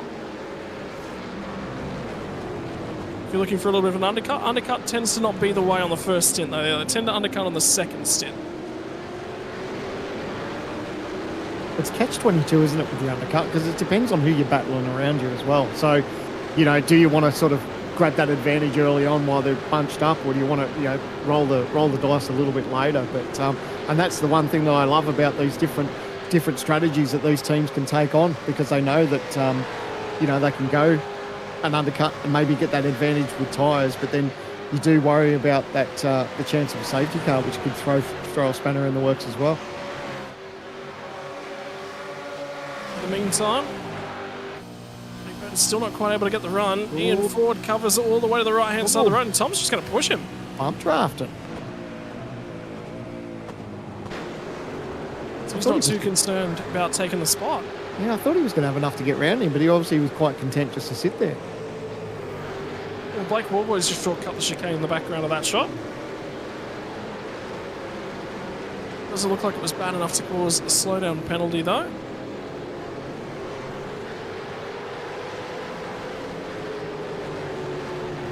Funny, the length of this racetrack, 10 laps, it feels a lot longer than 10 laps, doesn't it? We're only 10 laps into this race. So, you know, these drivers will be feeling it after 35 laps. You've got your work cut out for you. Such a tight, well, not tight, there are sections that are tight, but a twisty racetrack. There's so many different elements to this racetrack, the undulations and different variations of the corner. So a lot of these drivers will know that they've had a fair old run tonight after 35 laps around this place.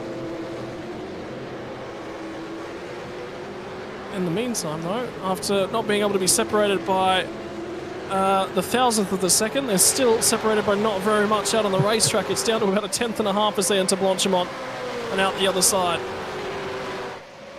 And in terms of pace, they said at the top of the show, there's been not much between them all year. And have a look at Greg Gold starting to close that margin as well. Long run pace for him is quite good here tonight. Yeah, he's quite happy, isn't he? He's just sitting in there, and that little bit of a lob. Well, there's a car sort of just died off into the pit lane back there. So someone's taken that opportunity here as we start lap 11. Gibbs. Robert Gibbs, yeah, he's died it off in the pit lane. So yeah, it's good of him. He's just staying in touch. He's not too worried about what's happening at the moment. We did hear about Jared's thoughts about who'd be saving fuel and who'd be pushing and all the rest of it. So he's quite content, and I think he's just happy just to be on the back of this train and just seeing how this race plays out for the moment. Something really, really interesting to note is Bo Albert on the most recent lap did a 2:18.573. His fastest lap's a 2:18.512, so he's barely fallen off at all in terms of pace. But if you have a look at the front of the train, and I don't know how much fuel savings going on up there, they just both ran 2:19 flats. Yeah. So they've got a little bit of tyre fall off in the Lobs Esports drivers compared to the rest of the drivers around them. And again, important to note as well, even though we said Ethan Grigolt's probably going to be on a different setup to that of Bo Albert, he ran a 2:18.7, a little bit of tow to support him there. But yeah, that just raises a few questions about long run pace in the Lobs Esports cars.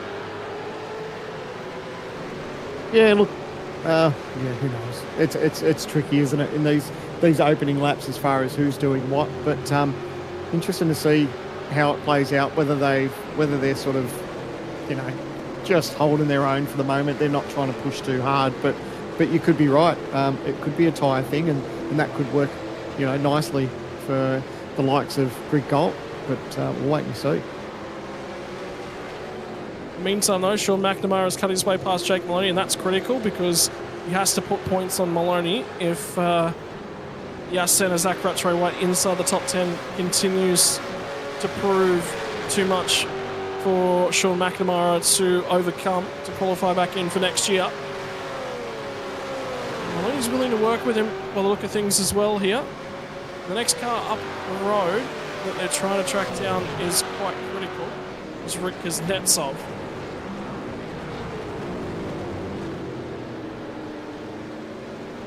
Oh, there we go. He started off into the lane. So this is where the teams are starting to roll the dice. Maybe get in a lap or two early just to see what they can get with that advantage for fresh tyres. So McNamara gives off his spot and he's in for fresh tyres.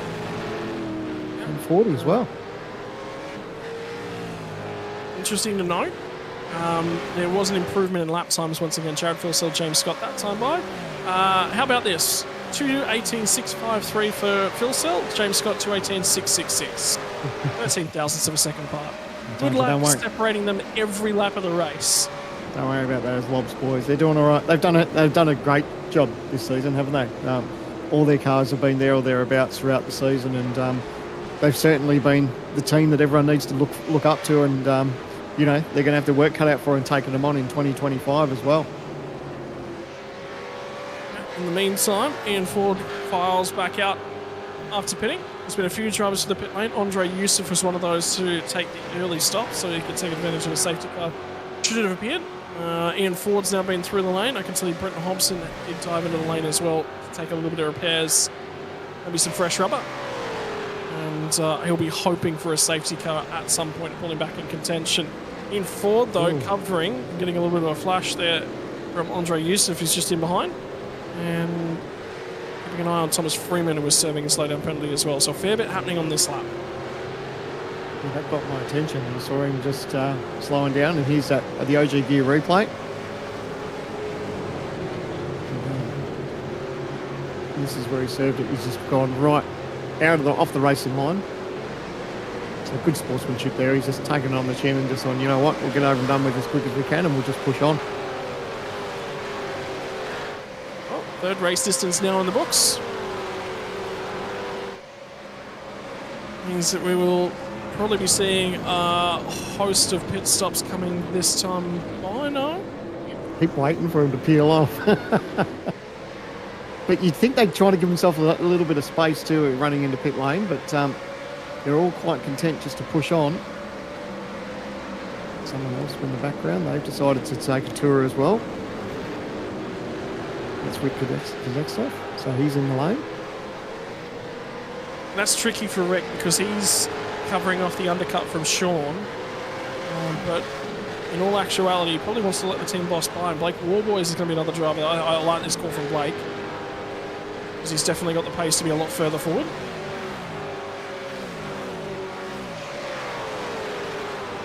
Yeah, it's always nice when you come into pit lane and you leave with you know, a set of Dr. Feelgoods underneath you and some rubber, and here we go, Robbie Gibbs, 2:17.7, so fastest lap of the race, and that's from him on. He's just done his pit stop, so it's the first 17 we've seen tonight too. So in the race,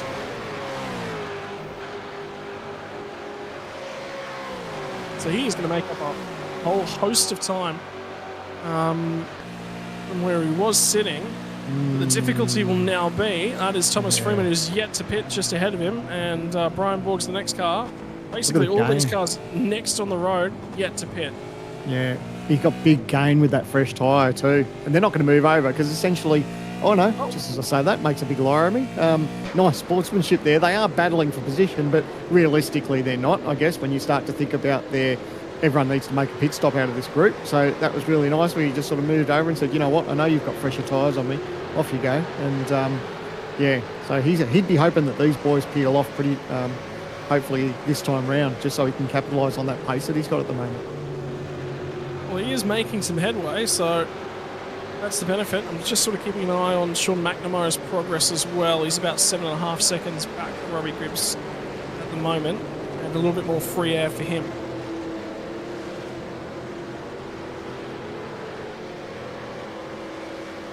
sort of got to grab 2 spots. Rick Kuznetsov had a slow stop, so I wonder whether or not that was quite a short, sharp field, and Rick Kuznetsov's just thrown a lot more fuel at the car. Yeah, possibly. Oh, big wiggle for these boys as they're battling these tyres. Lucky to hold on to it when they were that far wide off of the gravel. Gibbs says thanks very much, but there's not much that Brian Borg can do. He just has to give up that little bit of real estate, but maybe they're just hurting with their tyres. It's probably a good idea for Borg now with that slide that he darts off into pit lane and takes that pit stop. You see Jordan Ross, he's decided to fire off into the lane as well. Only Jordan Ross, though.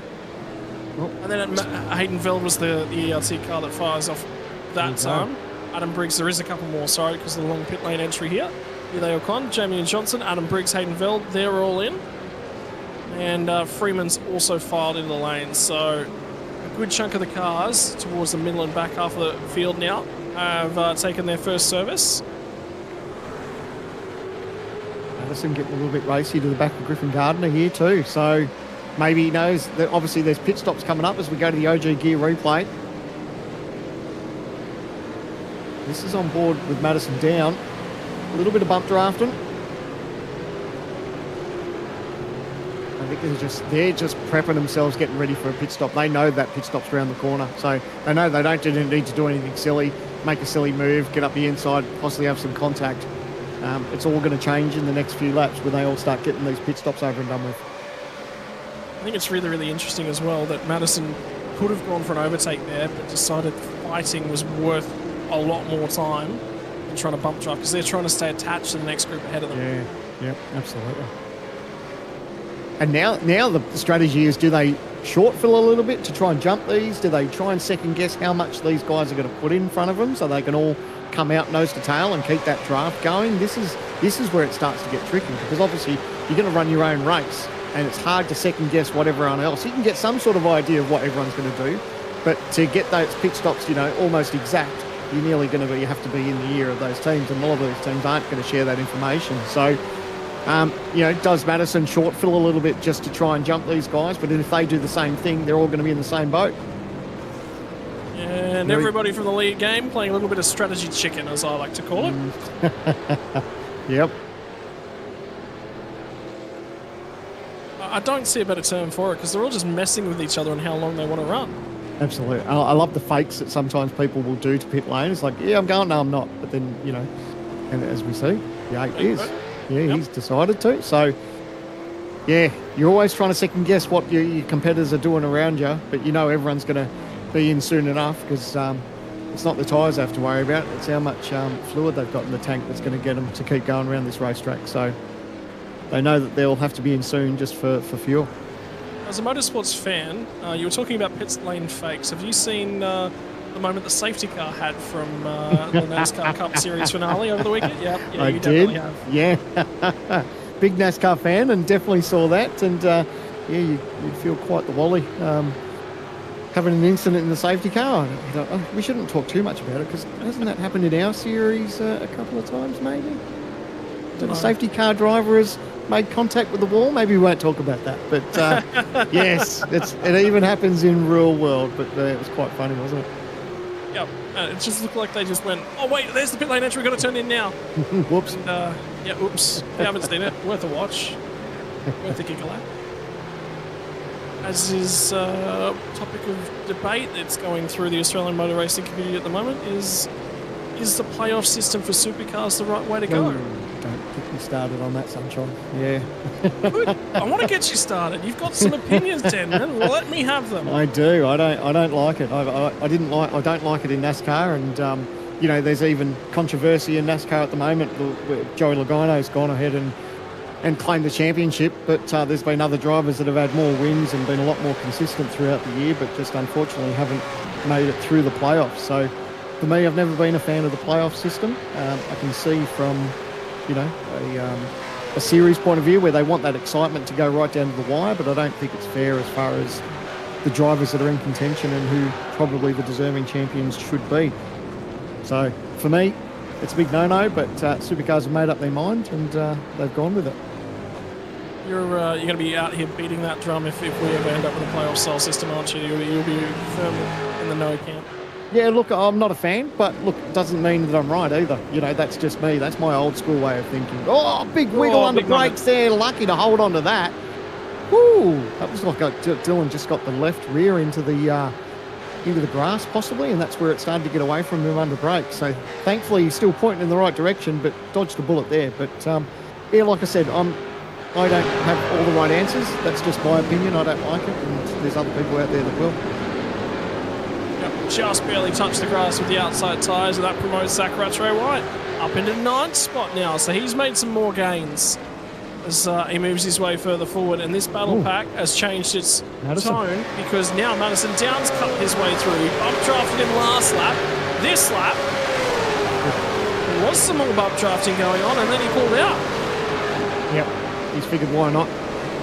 And he was probably under the impression that Madison was probably going to sit there, and then he had that move, and he's like, you know what, we're all going to pit soon. So he's like, all right, don't put up too much of a battle. But obviously Madison looking a little bit pacey here as the tank gets lighter, and he's probably got a little bit more life in those tyres than possibly than what Griffin has, or Griffin's just not really ready to race too hard just yet. Those pit stops are around the corner. The big thing is they're now dropped 2 seconds off the back ahead of them, so I think that's the reason Griff decided to just sidestep and let Madison go, because if Madison's got pace, he'll just be along for the ride. In the meantime, Warboys cuts it down on the inside on, I believe that's Jordan Ross, and that is going to be the lineup for Jake Burton. Sorry, it's Damon Johnson, my apologies. So Johnson I don't think is pit yet. They have all pitted. This group have now all pitted, so all the drivers back to Kurt Stenberg in 12th is the last driver yet to make his first stop.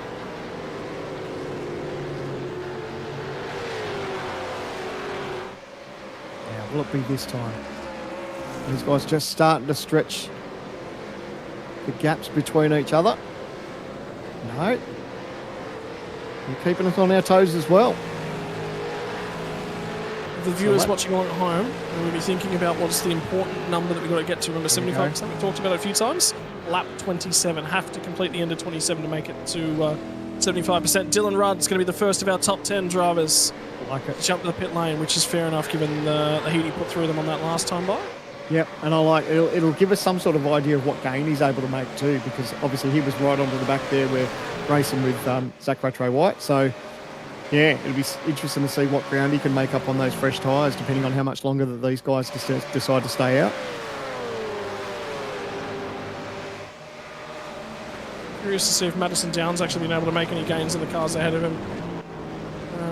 He lost a touch of ground, but it was only a touch. So that's where the draft the draft will bring them right to his tail. And Bo's just in the thick of it too. Well, Bo's starting to look pacey, and this coming from a driver who was saying, "Hey, I'm just out here to circulate, put points on the board because that's what I need to do." But no, he's having a phenomenal race. He can circulate, and he's having a good time doing it as well. When you know you're in the thick of it, and you've got the likes of Griffin Gardner and Madison Down in front of you. It's again, it's the dangling carrot, isn't it? You know, gets a little bit of a pep in his step, and he knows he's got a decent car underneath him, and yeah, he's there or thereabouts. How good's the drive from Gilliam though, on a rig that's foreign to it? Yep. Have you had to do it? I know. Thankfully, Jay was nice enough to lend me his rig one night for a truck series race that I had to do, and thankfully that was on an oval, and it wasn't too complicated. I had to go to Pocono, so it really wasn't that difficult jumping into his one, but for a road circuit it would be that little bit tricky. If you go to the OG Gear replay, Brendan Myers having a look at the moment, under the back straight. Just thinking about it. There he goes. Oh, Brady's gonna, no way! Oh, he's jumped in there. He's fired in and grabbed a spot there. No one was expecting that. That was a decent try. How good's that under brakes? Well done, Brady Myers. No, that was on here we Sean go. McNamara as well. Here we go. First of the cars to dive to pit lane. They are coming, and it is now going to start to get active down in the pit lane, because we had 12 drivers at the start of the lap who hadn't done their final stop. Chalk another 3 out of that group. Rattray-White files in from in behind these guys as well, looking for a little bit of an undercut on some of the cars in the group up ahead. Well, you expect that's probably going to bring Madison down and Bo Albert in the next time by. I just don't see that they can go another lap after this. Yeah, I wouldn't be leaving it too much longer. Yeah, you think ideally they would be in next lap. Tell you what, Robbie Gibbs has undercut a bunch of these guys. So he's done a phenomenal job with that short pit strategy. I'm really curious to see what the fuel numbers are that the rest of this pack has put the tank. But Robbie Gibbs has made a huge undercut.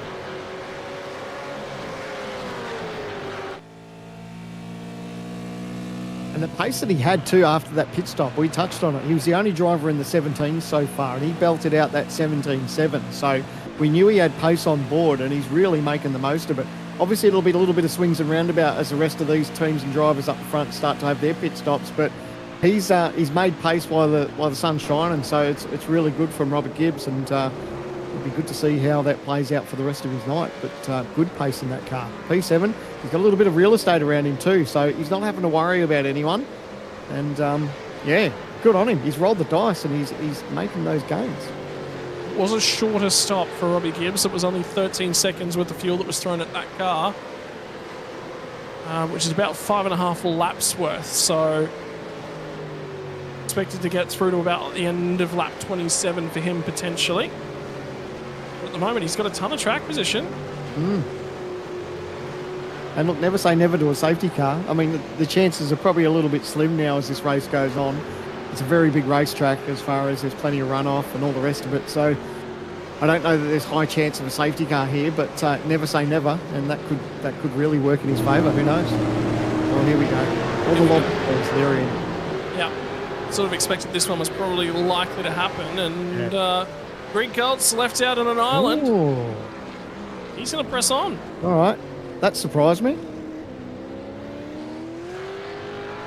Are you going to try for that another lap or two fresher tyres possibly? So Down's in as well, Bo Albert, he's in as well. So yeah, interesting roll of the dice there for Ethan. He's only lost about half a second on his fastest lap as well, but he has been saving a lot. Really curious as to where Griffin Gardner pops out relative to everyone, because remember his targets Madison down. Albert went into the lane on that lap as well. So the ERT driver split the strategy just a little bit. And Robbie Gibbs has certainly made up a ton of ground. So he's popped out in a really, really good position. Yeah, he had pace, but like you touched on, he was a little bit shorter in the lane. So good job. Rolling the dice. Love it. He's also up here just to harass and harangue James Scott. It'll be interesting to see how much he fights this. Yeah, he is going to cover it. Yeah. But this is going to be a difference about 8 laps on the tyres from James Scott. And Gibbs is not going to give this. He's not going to roll over. Good on ya. Oh, he squeezed him. Good job. He didn't roll over though. Good on him. Well, James Scott really pinched him tight onto the curb and gave him not a lot of room. It was basically move over. I've got fresh rubber. I'm coming through. I'm giving you no room. As Greg Galt, I think Greg Galt's the only driver not to have pit now. Yeah, I think so. So it looks like you'd think he'd be in this time by. You wouldn't want to leave it too much longer. But they'll have a game planned in mind. Now they know what distance they've got between himself and Jared, and they'll probably start thinking about the fuel number as far as where they want to plonk themselves out. Someone will be crunching the numbers back there in the team, and they'll be working out where this will drop him out. So we're calculating at the moment, Phil Sells popped out with about 1.5 seconds less worth of fuel. That tiny little squabble between James Scott and Robbie Gibbs has cost him probably about another 1.5 seconds. So that's relevant. And then have a look at this battle pack because Rattray White's taken less fuel, so he's popped out in and amongst these guys. Nathan's in. Oh, I love how our pit stop just mixes this up a little bit. Gets everyone up on their toes. Rolls the dice a little bit with strategy. And now with Greg Galt in the lane, we've got all of our first run of pit stops that have cycled their way through, and side by side, Bo Albert and Zach Rattray White are going to go toe to toe out the other side. Is there going to be a little bit of paint traded? A touch from the driver that lists "I bleed red" on the rear end of his Commodore. For the meantime, Bo Albert sneaks down the inside. He's got him done before they get to the apex, but now he's going to get the drive on, get out the other side. A touch of a wiggle from Rattray White. Madison Down's going to line all of these guys up and think about having a crack at whatever he can, whatever scraps are left open to him. And in the meantime, Ethan Grigol has split the two Lobs Esports drivers. Here we go, gentlemen. Here we go. So he went that extra lap just to have those tyres, but what it did, it gave him that opportunity to work out how many seconds of fuel to put in and where it would probably bring him out. So crunched the numbers, and he knows now he's got himself in a top 3 position. So really good heads-up driving by that team, and Ethan Grigol, well done. Yeah, this is going to be really, really interesting to keep an eye on as things progress. The margin between them, so Jared Filsell's taken about 14.8 seconds worth of fuel. Greg Galt, 13.8 seconds. James Scott, 16.3 seconds. So there's about a second less fuel from Greg Galt to Filsell. So he is going to be out of sequence. But 1 lap fresher tyres, a lighter car, could be some pace there from Greg Galt. And he's got some track position too, so a little bit of space. And, yeah, I like it. Really good, really good. Love that they've done that. And, it's got themselves in a position here. So... And when you're taking it up against the Lobs guys, we touched on it, how strong the entire Lobs team has been all season long. So, he's doing something right. And have a look at this battle. Robbie Gibbs still holding on now. He's got obviously his work cut out with Madison Down. He's on fresher tyres. But for Gibbs to be here, battling for a top 5, this is legit. Yes, there's a tyre advantage here, but this is legit position. So good on Robbie Gibbs for rolling the dice here too. Yeah, and I don't think Madison's going to hang around too long as they both track out over Blanchemont, the curbing there. Is he going to send it down the inside? No, he recognises he's a touch too far back. Might be a drafting proposition when they get out to Eau Rouge Radion. How we switch back to this battle pack, and I said it was Madison Down that was in this one earlier on. I was wrong, I'll correct myself. Myers is the driver in the TTR livery at the tail end of the pack of cars. And Bo Albert's got to the head of this angry pack. And now he's going to chase them because he's got his way by Dylan Rudd, and this is how it happened. He got to the inside of him at Blanchemont. That's some cojones. He had pace. He was able to capitalise on it, got position, and then drove away. That was really good. That's opportunism. I don't know if that's pace. That's absolute opportunism from him. And then Robbie Gibbs just peels over and lets Madison Down by and start pinning straight. And that solves a few little bits and pieces. And that's good heads-up driving by Robbie Gibbs. He knows that there's a tyre advantage there. So what he wants to do is just tag on the back, maybe sneak a little bit of that draft and hopefully stay in touch for a little bit with Madison Down. Gibbs has actually taken quite a close amount of fuel. Here comes Rattray White, sent it to the inside of Dylan Rudd. Gets the job done, so he'll pick off another one. Wow. And Rattray White up to 9th spot again. And I get the feeling that Robbie Gibbs is probably going to be a touch out of sequence with these guys. And strategies going each way. The big thing that I'm seeing, though, Salmon, is they're not holding each other up. When somebody goes for a move, everyone's just like, yep, let's not squabble too much. Off you go.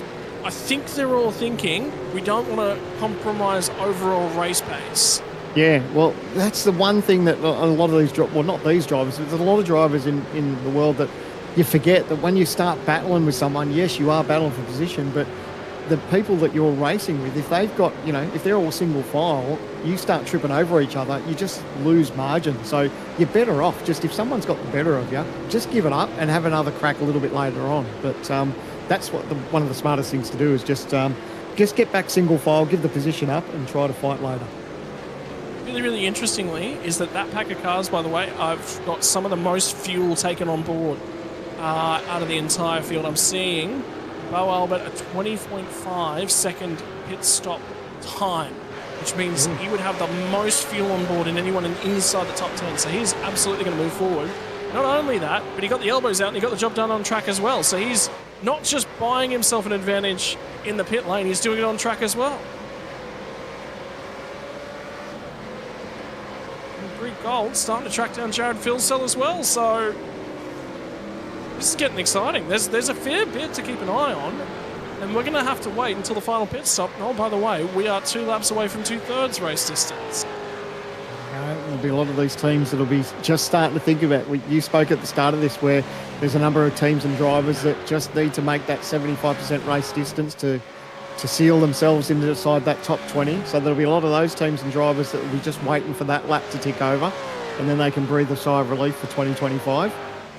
Of course, big things happening next year. We already touched on the Gen 3, and we've got our qualifying series coming up as well for 2025. We're going to have another big year of racing, and looking forward to it.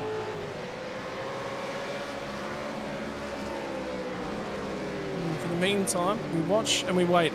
Doesn't this remind you of the Red Bull Ring race where Greg Galt was tracking down Phil Sell? Just staying with him? Yeah.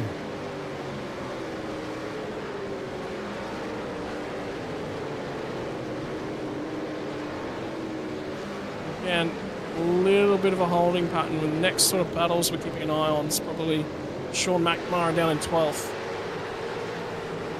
He's just losing touch, fraction with the next pack ahead of him. He's got himself ahead of this little pack of cars. Down to Ian Ford in 16th. Luke Zella's not had a great stop. He's had a very, very long first stop.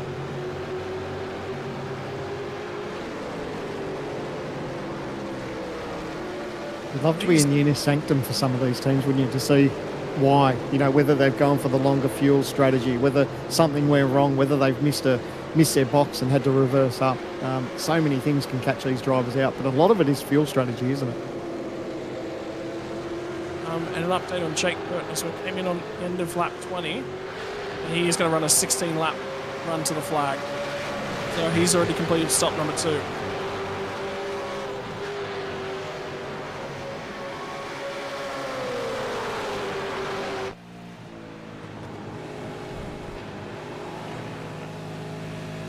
And Madison down, by the way, stole fastest lap of the race and all of that little of an exchange. Meantime, Jordan Ross closes in on Jake Maloney.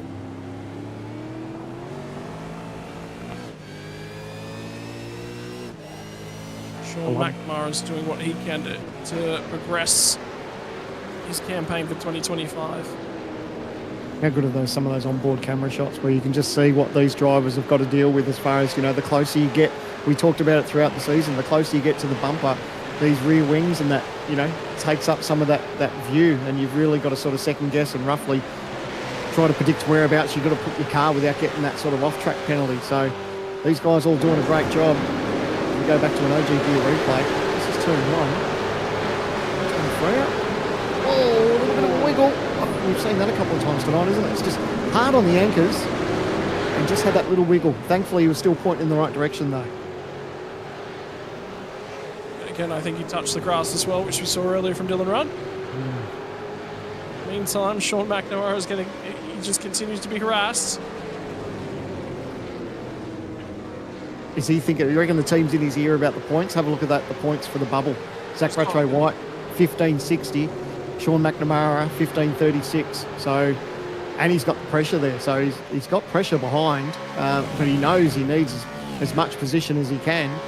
Because this race, Zach Rattray White, where he's running inside the top 10, is making things really difficult for Sean. I think also worthwhile noting is that in a couple laps' time, when we tick over 75% race distance, probably job done for Tom Ferris. As soon as anyone ahead of him hits the 75% marker, it's probably not going to happen for him.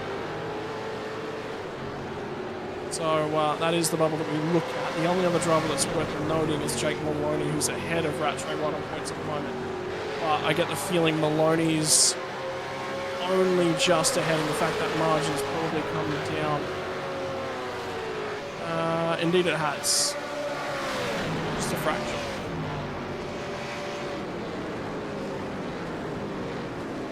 This boy's looking a little bit racy. Oh, here we go. He's putting a move up the inside here. Oh, the difficult thing is he's on the outside now, so that's the bit that makes it tricky. Oh, now he's a sitting duck. He's lost another position there, so didn't quite go to plan. Actually lost a position there, so... Might lose 2. It might not be done yet because Luke Rosella's going to try and slide it down the inside. Rosella's had pace here tonight. Gets the job done. So that margin that we're looking at being 10 points between Maloney and Rattray White. Oh, no. A couple corners goes now 2. 2 points. Just from that one move. He tried to make a move up the inside, was on the outside with the crossover, and then it ended up losing 2 positions from it, and that's cost him. So, wow, that just goes to show how close it's going to be for that bubble for some of these drivers. It depends what's going through Jake Maloney's mind. Is he thinking about being back here for next year? You would say very, very likely. that he's just thinking about making sure that he's here for 2025. And if so, well, he doesn't need to get the elbows out because a penalty will probably knock him out of contention. You know what, Ethan's closest margin up to Jared, hasn't he? That's was half a second there not long ago. So 6/10 now. He just wants to stay in touch, and if he can sniff a little bit of that draft, what's working for them is they're pulling away from that James Scott. So that's working out nicely for him. Doing all the right things. That little battle from 7th, 8th, 9th, and 10th has changed hands because Andrew Gilliam's now got through on Bo Albert. So he moves his way into 7th spot and starts to try and track down the next little battle pack. So more stories continue to unfold from our Spa getaway. Is how much of the team's got their work cut out for him next year? Obviously learning the new Gen 3 and then having to keep an eye on the skies. You know, you could be thinking you're sitting pretty throughout a race and everything's going to go to plan, and you just never know whether Mother Nature might turn on you. So that's really going to be stepping it up for these teams and strategists and everyone that they've got playing behind the scenes, because they're going to be crucial as far as keeping an eye on that and how things can affect these outcomes of these races. The big key is that this pack is losing a touch of ground to Brady Myers up ahead, so that's why everyone wants to get away. McNamara's just going to pull the trigger. I don't hate it. Yeah, no, why not? Especially as a driver too, you've got that mindset, you know, sort of, you've got a rough indication of how good or bad your car is, and sometimes just biting the bullet and saying, you know what, we've got 11 laps to go, let's just put on a new set of boots. It might give us a little bit of margin over the guys that we're racing around at the moment, and it could work out nicely. So, yep, exactly what you said, don't hate it. Yeah, he's going to have a crack. In the meantime, that is also going to open the door for this battle pack to go at each other. So Luke Rosella's picked off one spot. He's coming. Now he's going to try and line up and pick off another. It'll be Jordan Ross. He's just going to pull to the inside. He's got to get going now. He's got a lot more fuel on board than a lot of the other cars around him, but he get the job done here. Moves his way forward into 12th spot. He can just run his own race. Oh, how's this wiggle behind? Almost made contact with the back of him. Lucky to hold on to it. That almost got away from it. So that's Maloney now up the inside. Check out this wiggle. Like, really lucky to hold on to it. It's like he almost jumps on the brakes hard to not tag the back. And look at it, get away from him. How sideways he is there. Up on the curb. Manages to hold on to it. Gets that little bit of opposite lock. And Maloney goes, thanks very much. I'll take that. Just see the tap of the brakes from Jake Maloney as well. He didn't just come out of the gas, he had to tap the brakes. Well, he's like, well, which way is he going to go? Is he going to dart across the racetrack right in front of me? What's going to happen? So, good heads-up driving by all of them. Well, Andrew Gilliam overtook by Albert a couple of laps ago. And now Albert's tracked him down again. Yeah, looks like Gilliam struggling a little bit there.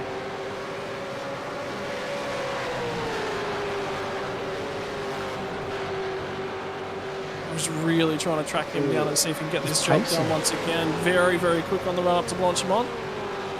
Touch of the brakes, accurate too. Well, someone's into the lane. Jared fuel cells decided to peel off and get his pit stop over and done with. So, ooh, that's caught a couple of people out, I think.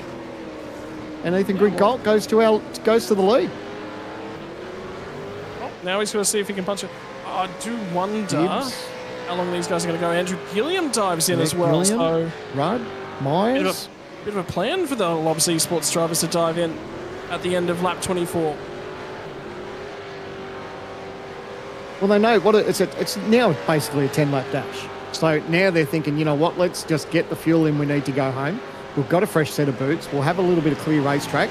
Let's just push on and see what happens. So they know that, you know, Ethan Grigalt and Jared, they had a sort of 3.5 second gap possibly over James Scott there at one stage. So Jared's now got that pit stop over and done with, and he just wants to capitalise on that now and just start to push. And hopefully, when all the pit stops rotate round, he'll still come out on top. Resurfaces after his pit stop at 11th spot as well, so he's dropped out ahead of Kurt Stenberg, and Kurt Stenberg's yet to take his final stop of the year. And shout out to Stenny too, P12 at the moment.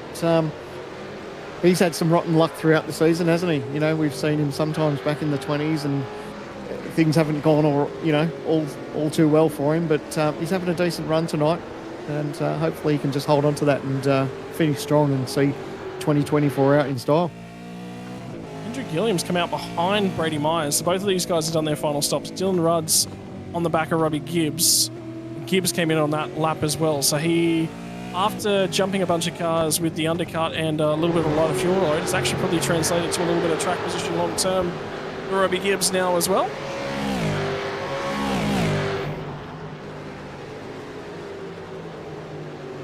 Yeah, if I'm Ethan, I think I'd be telling him to dart off in the pit lane.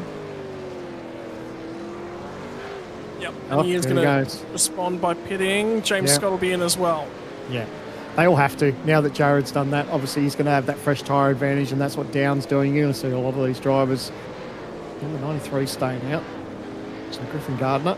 There's Bo. Yep, so a lot of these teams just taking that last stop and get it over and done with.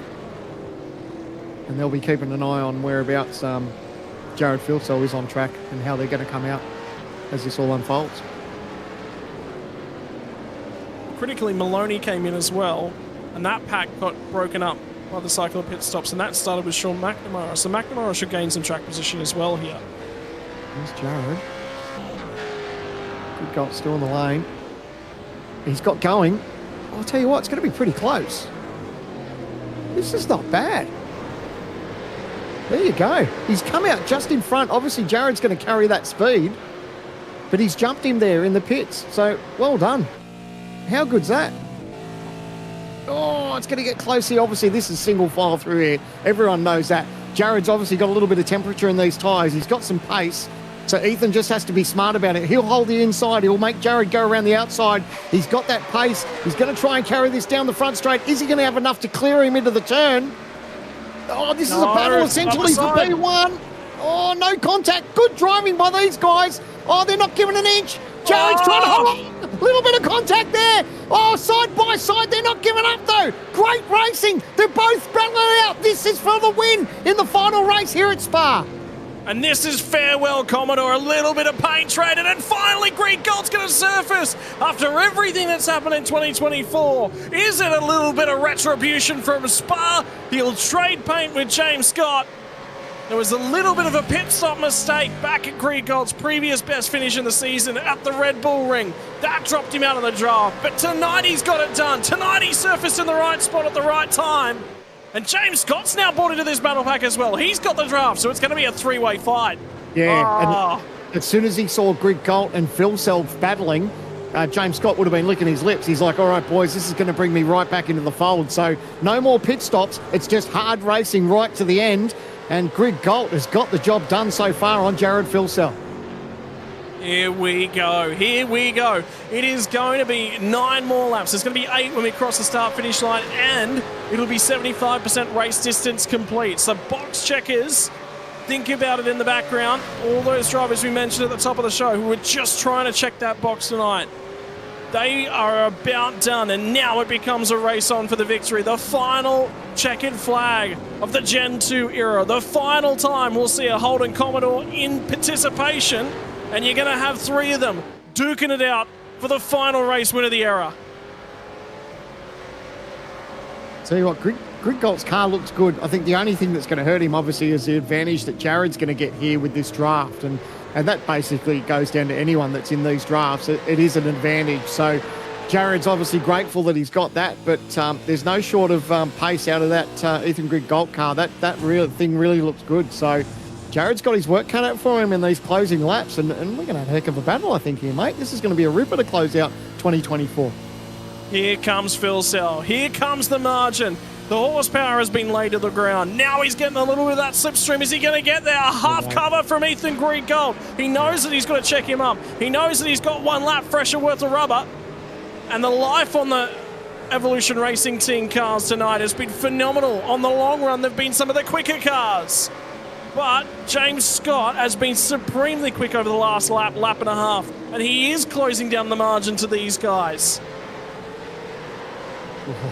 I'll tell you what, the nerves will be up for Ethan. He knows he's got his work cut out for him.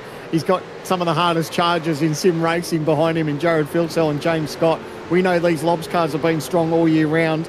And, yeah, the heart rate will definitely be up knowing what he's got happening for the next, what have we got, 7.5 laps to go. William and Myers are going to go at it once more as well. Myers did get that job done again. Just couldn't pull the car up at the Lacombe chicane. It's put him out a couple of times, hasn't it? That's, yeah, he'll be thankful tonight will be over soon, I think, just because of the way that's played out. Down the inside, and Gilliam ran him a touch wide.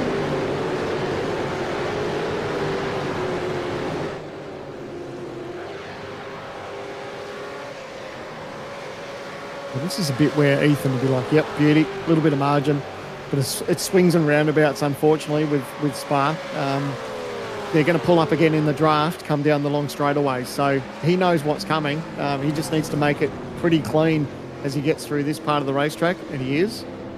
And the one thing that Jared's going to obviously be mindful too of, that James Scott's right there and he'll be sneaking some of his draft as well. So it's not over. And of course, you know, don't rule out the fact that these three trip over themselves, and then that brings Madison Down and Zach Rattray White, who's in P6, into the fold as well. Yep, so not done yet. Are they going to wait? Who do you want to be? How soon do they pull the trigger? I think Ethan. I really think his pace has been good enough tonight to get this job done. Okay, yep. The thing that scares me about Spa is the draft, and this is where Jared's in. He's got obviously that draft, and that works in anyone's favour who's the chasing car.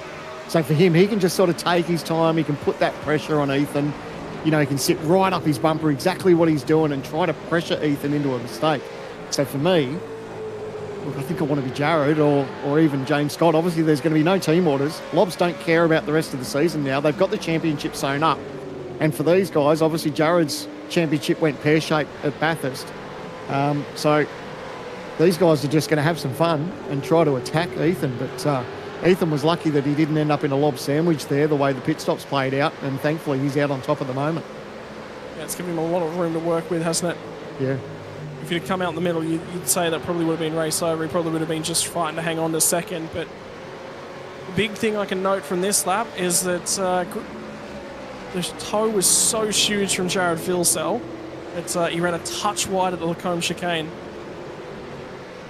All the way back in that first sector of the lap. And now he is just ailing a little bit. That's just bought Greek Gold just an extra couple car lengths.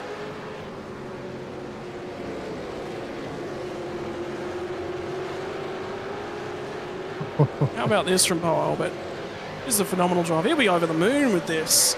Absolutely. And the best thing is you didn't put the mockers on him either. So, thankfully, yeah, he's having a great race. And for P7, where he's at the moment, he's still got a chance here of snagging Zach Rattray White too for P6. So, not over yet for these guys. And plenty still to happen up and down the field, not only just at the front of the race. Madison Down is doing everything he possibly can to try and track down our lead bunch. Albeit they're not the lead bunch yet because Luke Rosella's just decided, you know what? Last race of the season. Yeah, Won the Enduro Cup. I'm going to carry on. Yeah, why not?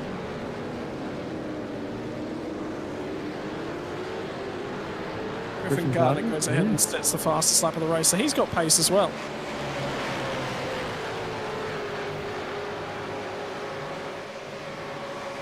Oh, here we go. Jared's a lot closer here.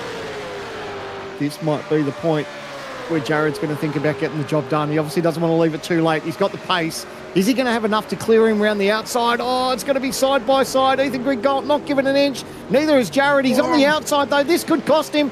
Could he lose 2 spots? So thankfully he holds on. He's back in that sandwich. Oh, but he's got to cover. He's got to cover. There's not enough there. He's got enough nose up the inside. So James Scott is going to try and get the job done on Ethan Griggold. There was a touch. Inside. There was a touch there, and I get the feeling, yeah, James needs to redress that. Because if he'd have taken that spot, that'd be a bump and run, for sure. Oh, the only thing that's done it's hurt Ethan now because Jared has just scooted away.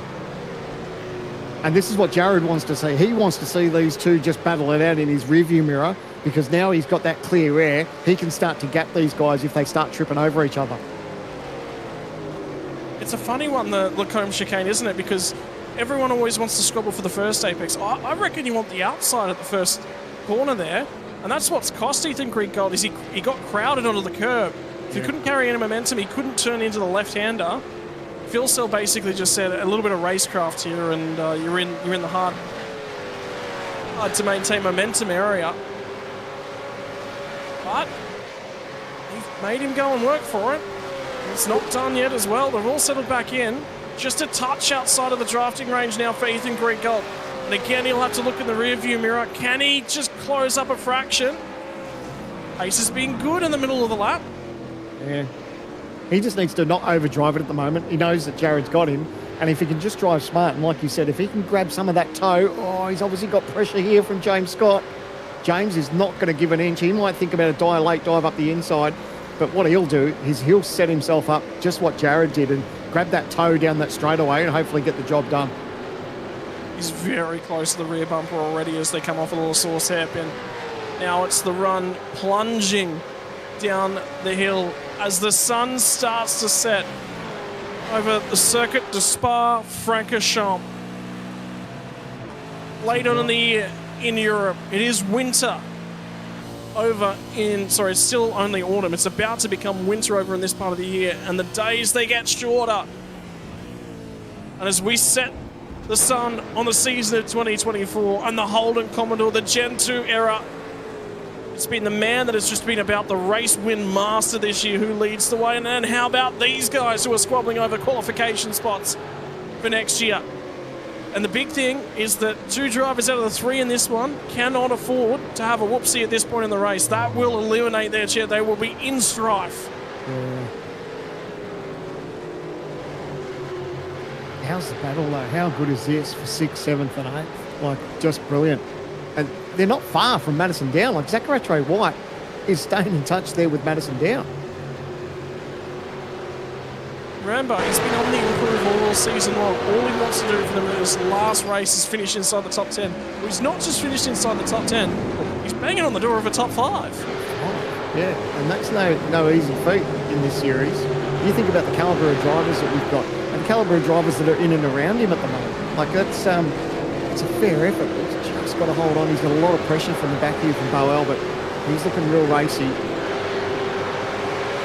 Big thing about Ratcho White, his prospects, is he spends a lot of time in seat, but it's not just in one category. You know, you could sit down and all your drivers a V8 supercar and you'll get very, very good at it. Make it a lot easier. No, none of that. Drives an F4 on Monday night. Tuesday night gets a little bit of a night off. He's here on Wednesday night. And I know in next year he's looking at driving sprint cars because he's driven them this season as well. So he qualifies for a number of high-tier series in a number of different categories. Such is the all-round mastery of him, and he's up against one of the drivers who's known for World Championship licenses, also in multiple different categories in Bo Albert. Yeah, there's no substitute for seat time, and like you said, you see it in real world too. You know, you see the likes of Shane Van Gisbergen when he was in supercars. He didn't just race supercars. He had his thumb in everything, and that's what makes the calibre of driving good. So, you know, now we see that these drivers, they're not just sticking in V8s. They're doing a little bit of everything. It helps their racecraft. Here we go. Bo Albert, didn't quite get the job done there, but had the pace there. But that's what these guys need to do, is just keep their bum in seats and get that racecraft, and it'll come to them in the end. And the laps are starting to expire, and that means that we're starting to see the draft games. You saw it from Jared Philsell. Don't hit him! You don't want a penalty! From these guys now, as well as Bo Albert just rubs a little bit of the rear bumper away. He's a Ford driver at the moment, so I don't think he approves too much of the I Bleed Red logos on the back there. And now he's going to have an attack from behind. So Bo Albert is going to have to defend. And it's going to be from Griffin Gardner, who's really trying to throw it at him. Zach's like, you beauty, you two tussle a little bit, and I'll try and do eyes forward on Madison Down. They are starting to bring Madison Down back to them as well. They definitely have got the pace at the moment.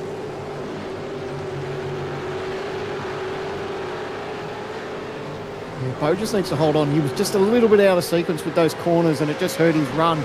And unfortunately, now that's put pressure on him. He knows he's got a fast Griffin Gardner behind him. currently holds the fastest lap of this race so far, so definitely got pace on his side. He needs to be a bit mindful that he knows he's going to be on the attack now as they come to the line. It's going to be 3 laps to go in this race, the final round of 2024 for the Logitech G Supercars Pro Invitational. And what a cracking season and a great race we've seen tonight. It's still not over. It's still anyone's race. Take me back through the season. Walk me backwards as we keep an eye on this battle. What has been your moment of 2024, Sam? Can you pick one? I can't. But we always talk about, like, how many years ago that we keep talking about Sebring, what Sebring did for us. And to have that as a season opener, you know, that we've seen so many highs and lows at that racetrack. And then, of course, Bathurst is always a great race. And the thing I loved was the co-driver cup leading up for the Bathurst race. That's something that I really enjoyed and hope that we'll be back for 2025 because I really enjoyed that race. I've got some bits and pieces. The co-driver cup was talked about so positively. I guarantee you, I've heard whispers it's coming back. I haven't heard confirmation, but I've definitely heard whispers. But one thing I have heard about is that we've got a GT3 series that's coming, and Bathurst will feature a round of the GT3 clash as well. So it's going to be the support categories for Bathurst 1000 Week have been expanded for 2025. But how about the racing out on track at the moment? Because again, Rattray White's going to have to cover a little bit. Albert is just closing. Robbie Gibbs has tagged in on the back end of this battle as well. Don't forget, all the way back at Sebring. You're talking about Sebring. How about the fist pumping and celebrations from Gibbs for winning his first race? Yeah, he'd love to finish off in style. This runs a little bit wide there, but and again, a bit of a move. He'd be hoping that the guys in front of him, like Griffin Gardner and Bro Albert, start tripping over each other. I think that's Andrew Gilliam has just fallen off the road just a moment ago. Down at Ravage. He's started to slip back, but replay. Oh, dive up the inside. Oh, yeah, that was a late one. Just went in a little bit too hot. Yeah, around he went.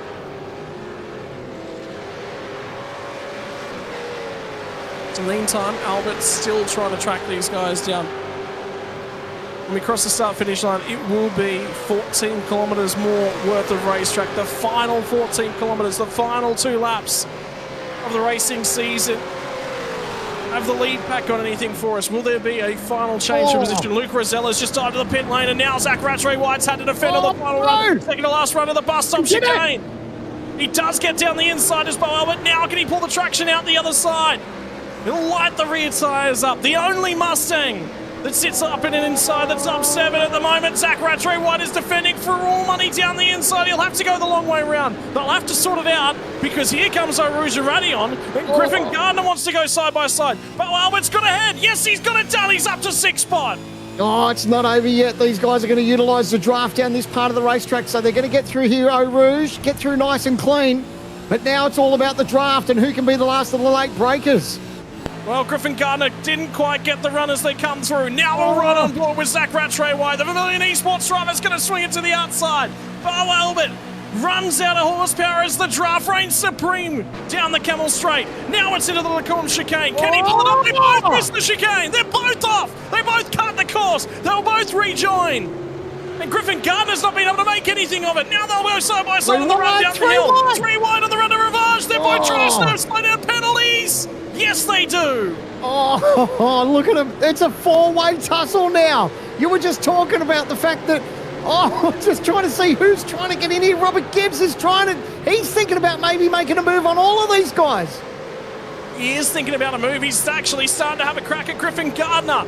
So now it becomes that 4-way stoush. Back up at the front, it's gotten tighter as well. Phil Sell is starting to get tracked down by Ethan Green Gold. This could go down to a last lap stoush. Oh, he'll be covering in the draft, just trying not to give away because they know they're going to have one more crack down that long straightaway. This is probably where Ethan's best chance is. He can try and utilise a little bit of the draft here, keep it all nice and clean.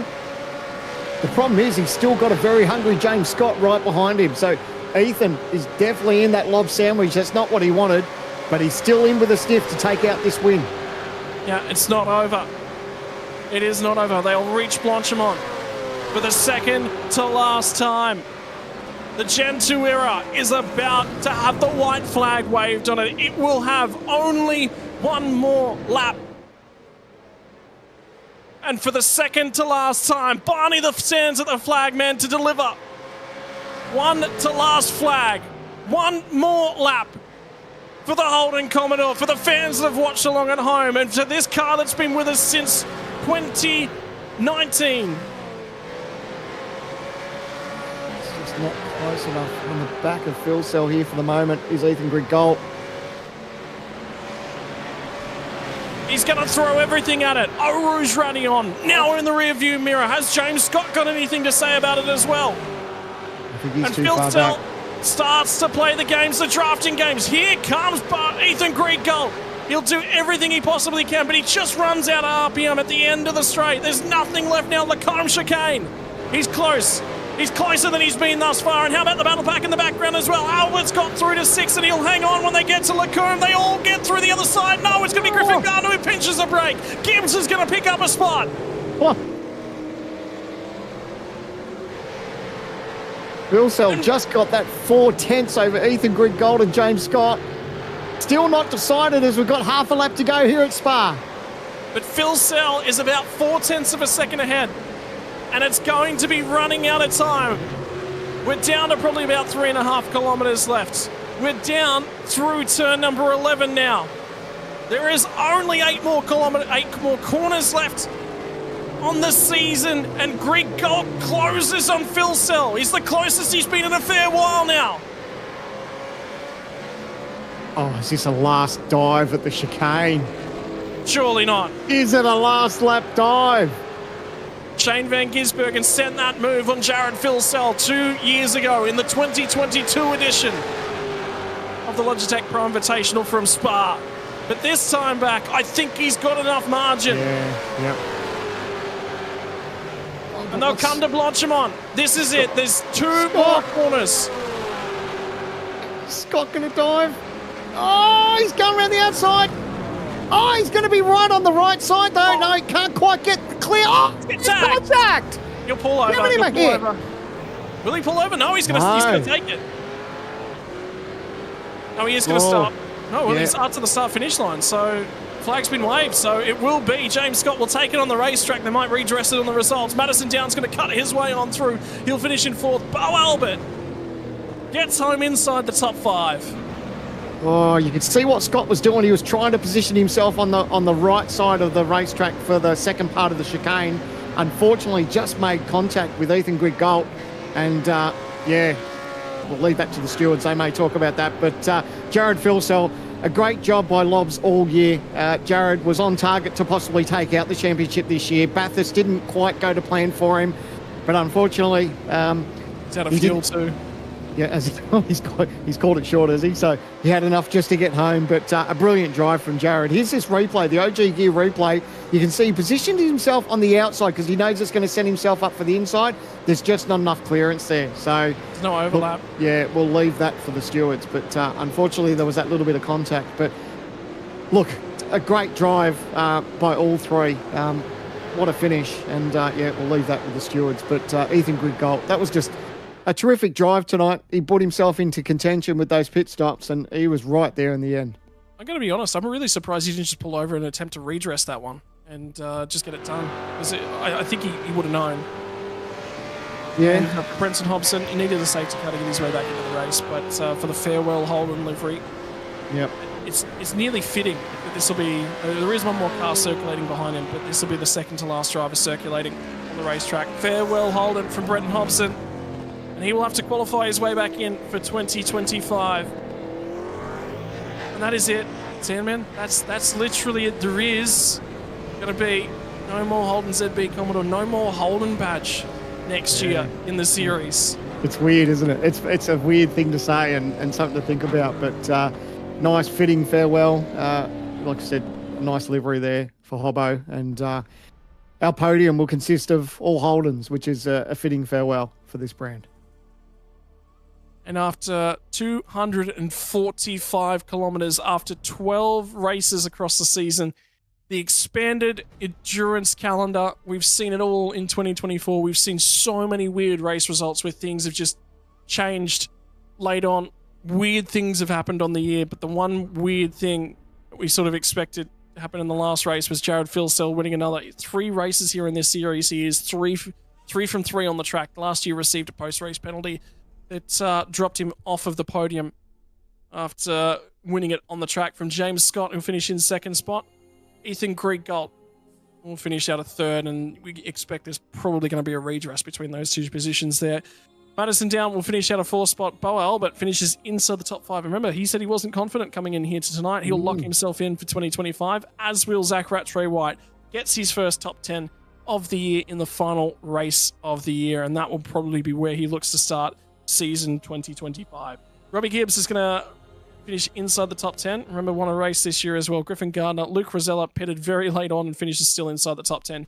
And Dylan Rudd rounds out your top 10 results.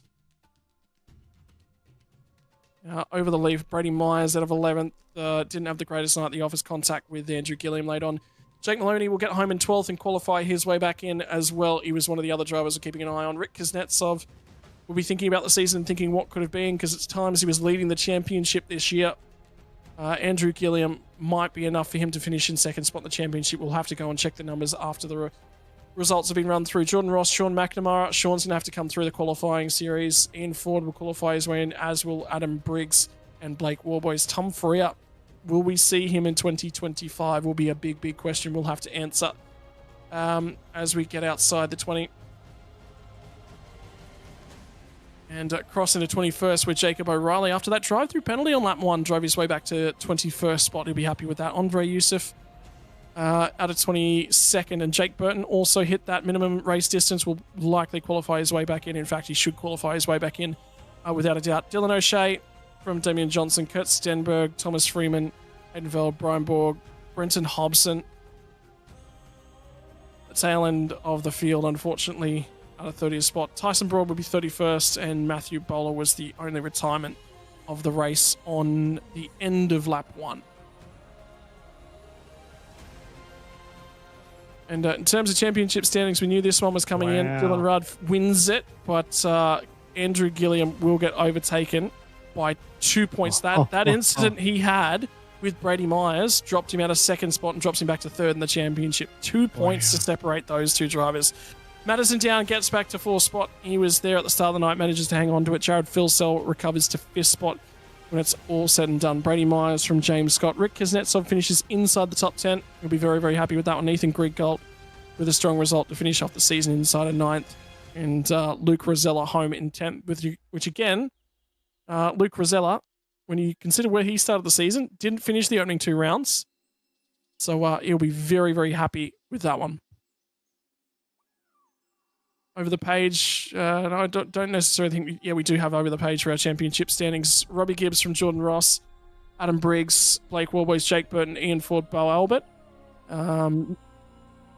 Missing driver in there is Josh Anderson, who was already qualified back for next year, but wasn't in attendance, unfortunately, here tonight. Jake Maloney, and quite critically, finishes 2 points ahead of Zach Rattray White. And those are your 20 drivers who have qualified for season 2025. By the way, the drivers to miss out... Sean McNamara will miss out by a significant chunk of points at the end of it, and Tom Freer were the 2 drivers that were in mathematical contention coming into tonight's race and will miss out.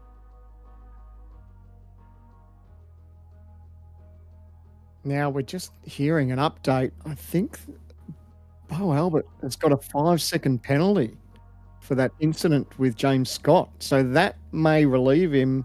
Does he still hold on to 3rd? Drops him back to 4th by the looks of it. So...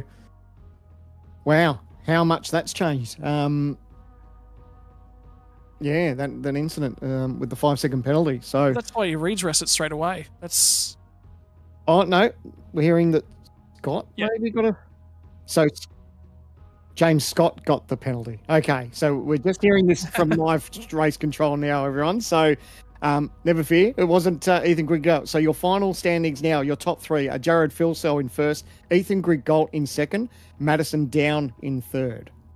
So we want 5-second penalty. Yeah, we'll start from the bottom end and work our way up to our race winners, I think. And Sam, man, I'm going to let you sit here and celebrate and reminisce between you two, because I know there's a fair few words you want to share at the end of a season, the end of an era, for a wonderful, wonderful car with Madison Down. Yeah, congratulations, Madison. As we've been talking about, it's a farewell for Holden, but for you, sneak off a P3 there in the finale here at Spa. Tell us about your race. Yeah, probably not the most exciting race in car one there in the final round. So yeah, just made a meal at the start there, unfortunately. Qualified reasonably well, but yeah, lost some track position with a bad start. So not the ideal way we wanted to kick it off. Pace felt okay. I don't think we were really fast enough to win tonight, but we were there or thereabouts. We just dropped that 3 or 4 spots at the start we shouldn't have dropped, and then we were kind of behind the 8 ball there. But yeah, overall not a bad night, and pick up P3 I think with that penalty at the end. Not a bad way to finish the season.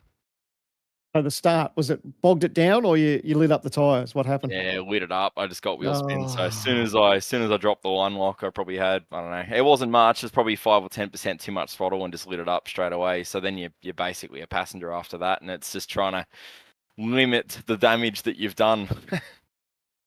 Now, obviously, now you take off the number one and you hand that over for the season. If you look back on 2024, obviously everyone wants to win the championship, but how do you look back on 2024 and reflect on it carrying the number one on the side of that that VRS Commodore? Oh, we've had glimpses of speed. We haven't probably been fast enough this season to deserve it regardless.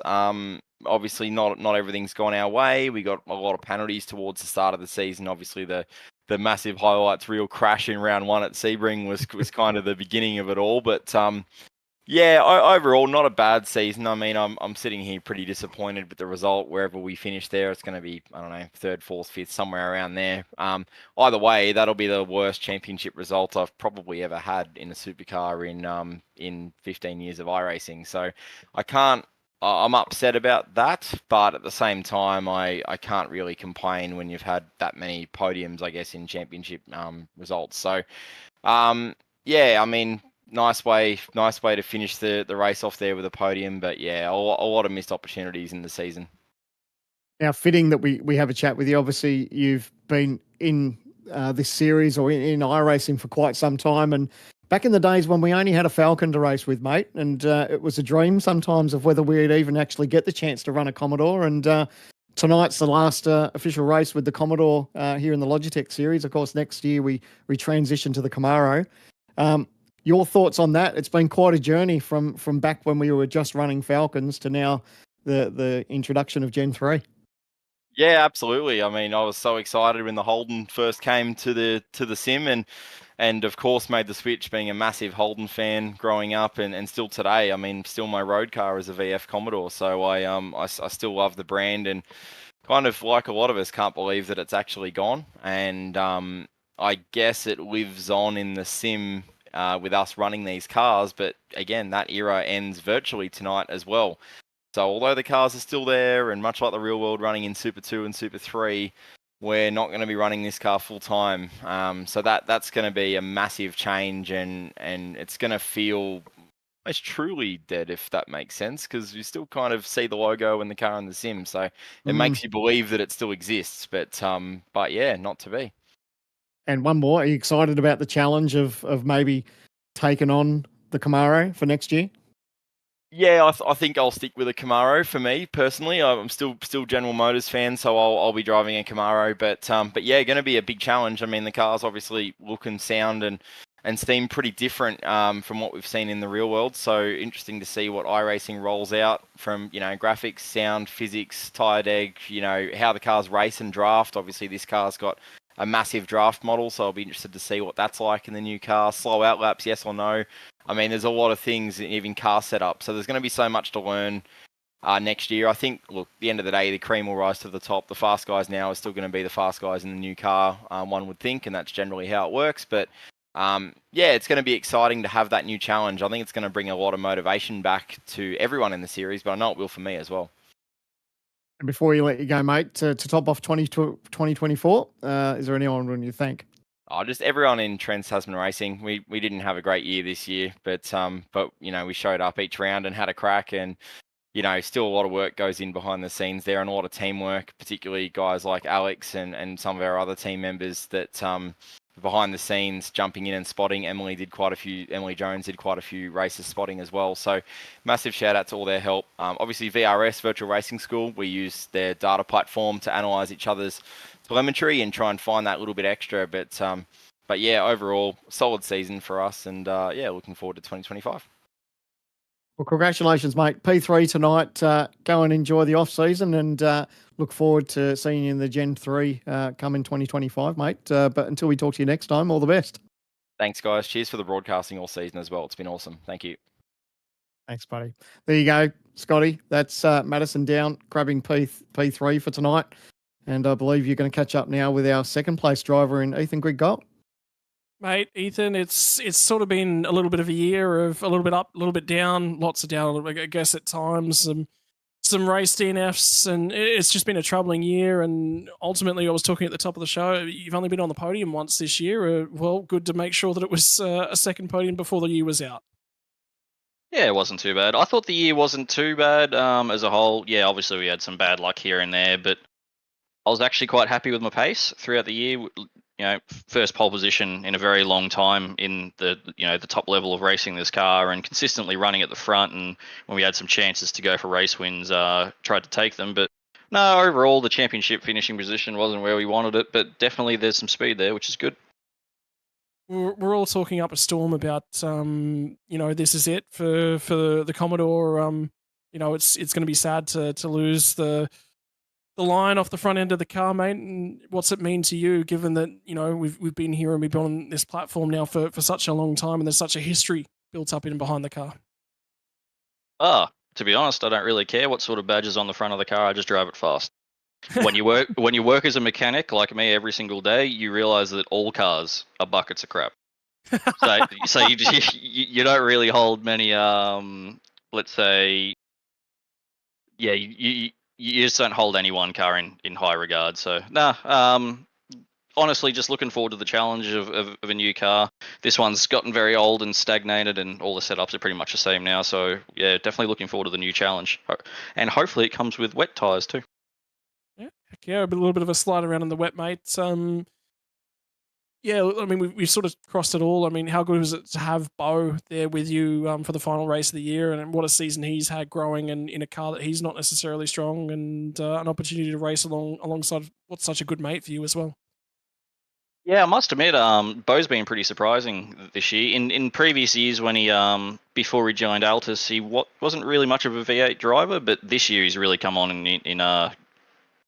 in great groves, and just he's pushing the whole team along with Robbie Gibbs as well, helping with setups, and the more people that are quick in ERT, it pushes everyone to new heights. So yeah, really looking forward to seeing what we can achieve next year. Mate, and finally, I'll leave the floor to you to give all the thank yous that you'd like to give around. I'd just like to thank all the boys at ERT for another stellar year. The results weren't quite there, but we'll have another crack next year, and of course, I'd like to thank the series for putting on such an awesome show, and of course, all the sponsors to go with the series in Logitech G, Playseat, Gamesman, and OG Gear. Mate, thank you very much for your time. Congratulations on second yet again this year, and onwards to bigger and better things for 2025. Cheers, boys. And finally, Sandman's going to chat to tonight's race winner, the guy that's won the lion's share of race wins here this season, chatting with the driver of the 94, Jared Filsell. Jared, congratulations, taking out the final win of the season here at Spa. Looked like a quite a decent battle up front for most of the night. Yeah, thank you. Cool to get the win on merit, not get it taken off me. Yeah, led the train and let them all save fuel off me, and yeah, just tried something different with the strategy, but didn't quite work out. But we were able to stay there with Ethan and wait for him to plateau off, and then make a few moves, and yeah, luckily I got it done. It was quite racy there throughout the night, wasn't it? With towards the end with Ethan Grigg-Gold, your teammate, and James Scott, you three were quite the battle, and yeah, it was very, very spicy coming towards the last couple of laps. Oh, it's yeah. I honestly almost binned it coming out of the lane. I did a burnout leaving, and I swear the pit exit was wet. I'm surprised I didn't get a penalty. Would have been very close to having an unsafe pit exit there. So yeah, luckily to keep it on the island, and then yeah, we're able to catch back up to Ethan and put a show on. Mate, you've got to be pretty proud with the season that you've had tonight, not just you, but the entire Lobs team. Before Bathurst, you're on target to possibly take out the championship. Bathurst had different ideas for you, but a nice way to finish off the season to take the win. You haven't been short on pace all season and just got a little bit unlucky, not maybe taking that championship win. But how do you reflect back on 2024? Yeah, well, I mean, I'm pretty sure I put in my goal was to win. I've won quite a few races, which is cool. And so is the team as well. Not just me and the team. There's a lot of other guys that have helped out and shared the wins along the way. It's been great. Yeah, it's been awesome to partner up with all these guys. Obviously, we took Gilly and Griff on partway through the season there to just bolster us up a little bit and take the fight to some of the other bigger, more established teams, and that definitely paid dividends with those guys.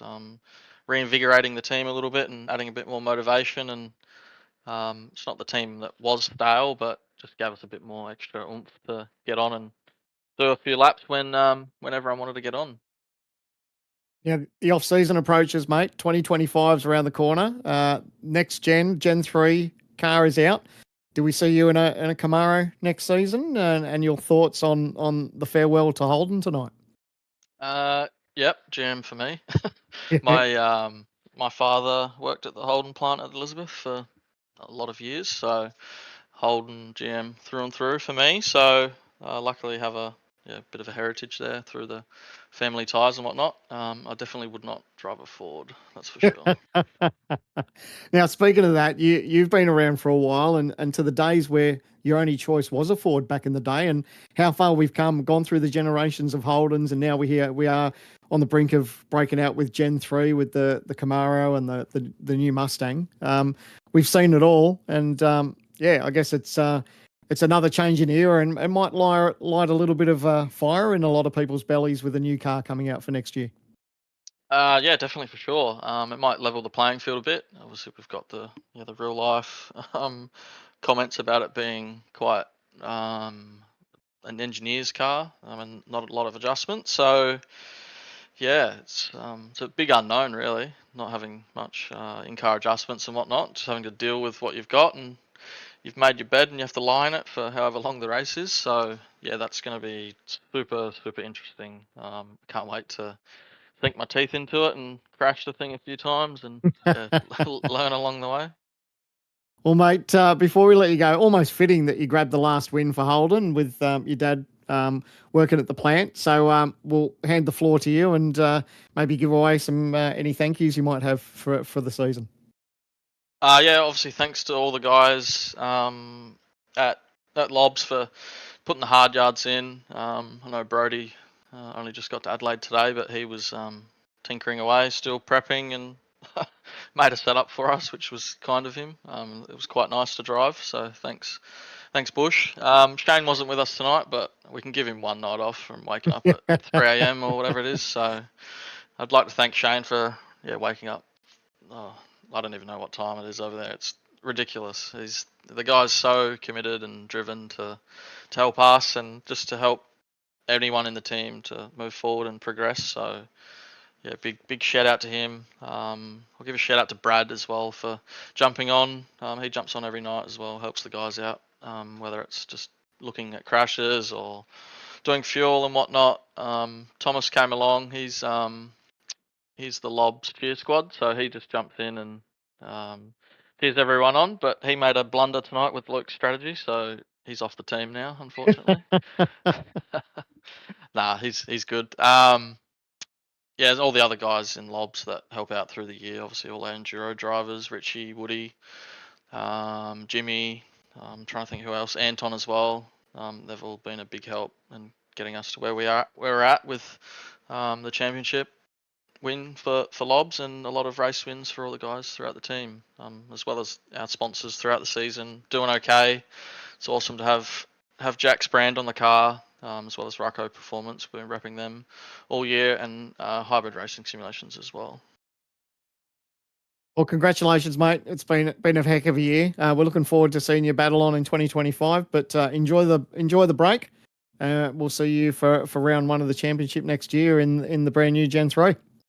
Yep, can't wait to get to Sebring. Hopefully, I'm not off the back of the grid like this year. And I was going to say, mate, surely you get a few extra laps worth of practice now that's just focused on practice. You don't have to come through the qualifying series next year.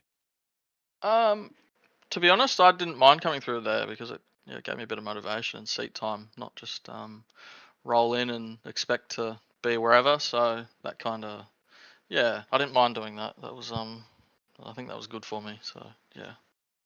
Mate, congratulations. Good to see you again. Good to chat as usual. Look after yourself over Christmas, yeah? You too, guys. Thanks for the broadcast and all your calls throughout the year. Thanks, brother. Cheers, mate. Yeah. Thank you. Well, that is going to end the series, and like we said, that's going to be the end of an era a little bit as well. But we are going to be back in 2025. It's bigger than ever, and we add a whole new category to the drama across the duration. That's right, GT3 Racing Action will be joining us in the new year. For more information on where to qualify for that, keep your ears peeled right throughout the socials. Go and follow the Logitech Pro Invitational Series over on Facebook. Keep an eye on us on YouTube as well. What is going to happen, though, in the land of supercars? That is the question that's currently on everyone's lips. Pre-qualifying will start in January, and that'll kick off into the qualifying series. You'll have qualifying laps that need to be set across a couple of different racing circuits. In January, they'll take the top 20 or so fastest drivers and pit them against the drivers who are returning from the Pro Invitational Series from this year, who weren't able to make it back in. Round 1 of that will be on Wednesday, the 5th of February. So sit back, relax, and take a nice long Christmas break, or maybe get your head down and get the practice on. And, oh, do I recognize that track in the background? That might be a little bit of what's to come for 2025, but don't quote me on that one. I might just be giving you rumors just to throw a few cats among the pigeon. But Sam, man, my word, what a season of 2024. And we're back for qualifying in new hardware in 2025. Cannot wait. Absolutely, yeah. 24 has been a cracker season. We've seen some brilliant racing all year long. But the introduction of Gen 3 for 2025, I tell you what, it's one of these times again, you just wish you were in the race seat. I don't have the talent, so I have to sit and listen. You guys have to sit and listen to me talk about it. So looking forward to it. A brand new era of supercars is about to dawn on us, and mate, I can't wait. Bring on 2025. There's one more shout out. I'm just scrolling through Facebook. I was just trying to catch up on a few bits and pieces worth of stories. I want to say a big shout out to Blake Warboys, who has just announced he's going to be a dad in January next year as well. So not only has 2024 been quite productive, it's been very productive. 2025 is going to be a new challenge. Whether or not he does so well next year with a little bit less practice under his belt would be a big question that will be asked, I'm sure. But yeah, ladies and gents, on behalf of everyone that makes it possible here for the Logitech Pro Invitational, our title sponsor, Logitech G, on behalf of the gamesmen who've been sponsoring the grid walk right throughout the duration, on behalf of Paul and the team at OG Gear, who have been giving us hard charging awards sponsorships, as well as getting on board for the replay sponsor and play seat as well. Ladies and gentlemen, this has been the entirety of your season of the 2024 Logitech Pro Invitational. We will be back next year, and we look forward to seeing you then when we pull the covers back on the new Camaro and the new Ford Mustang in 2025. We'll go Gen 3 Racing. We'll see you then.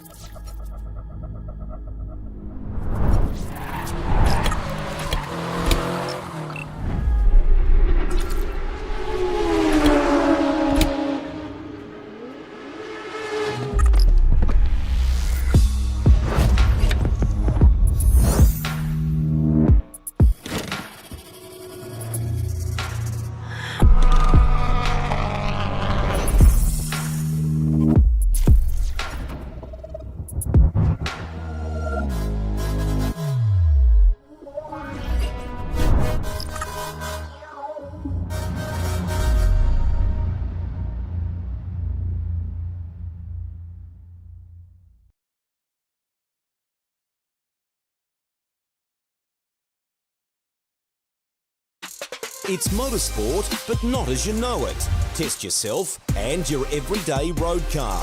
Safe, affordable, but most of all, fun. And all you need is your daily driver. Experience the thrill of a sprint day, race against the clock at a hill climb, or test your reflexes with an auto test. It takes just 3 simple steps to get started. Get on the start line. Search Motorsport Australia Daily Driver today.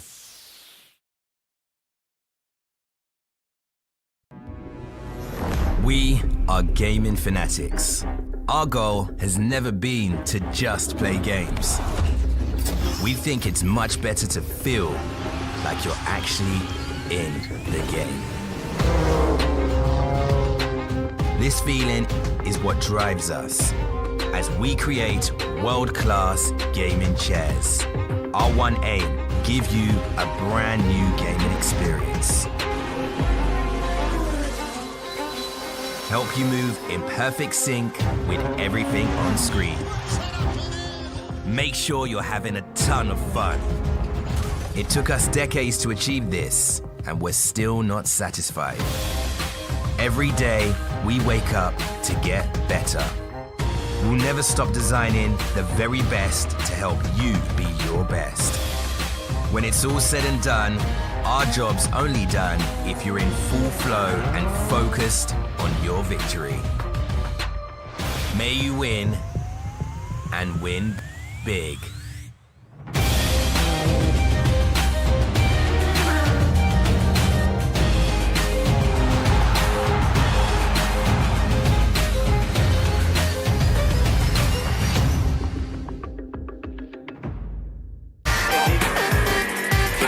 Hi, I'm Brendan Leach, driver of the number 7 Audi R8 or MPC Audi Custom Racing. First impressions of OG gear on the sim, fantastic. It feels really nice in your hands and doesn't gather up under your fingers. The sock, very breathable for me. I get sweaty feet when I'm on simulator. I know that's not the nicest thing to say. It has just the right amount of grip because your feet do just naturally move around on the pedals a little bit, and I like the way that they give you that freedom but also give you that stability that you need.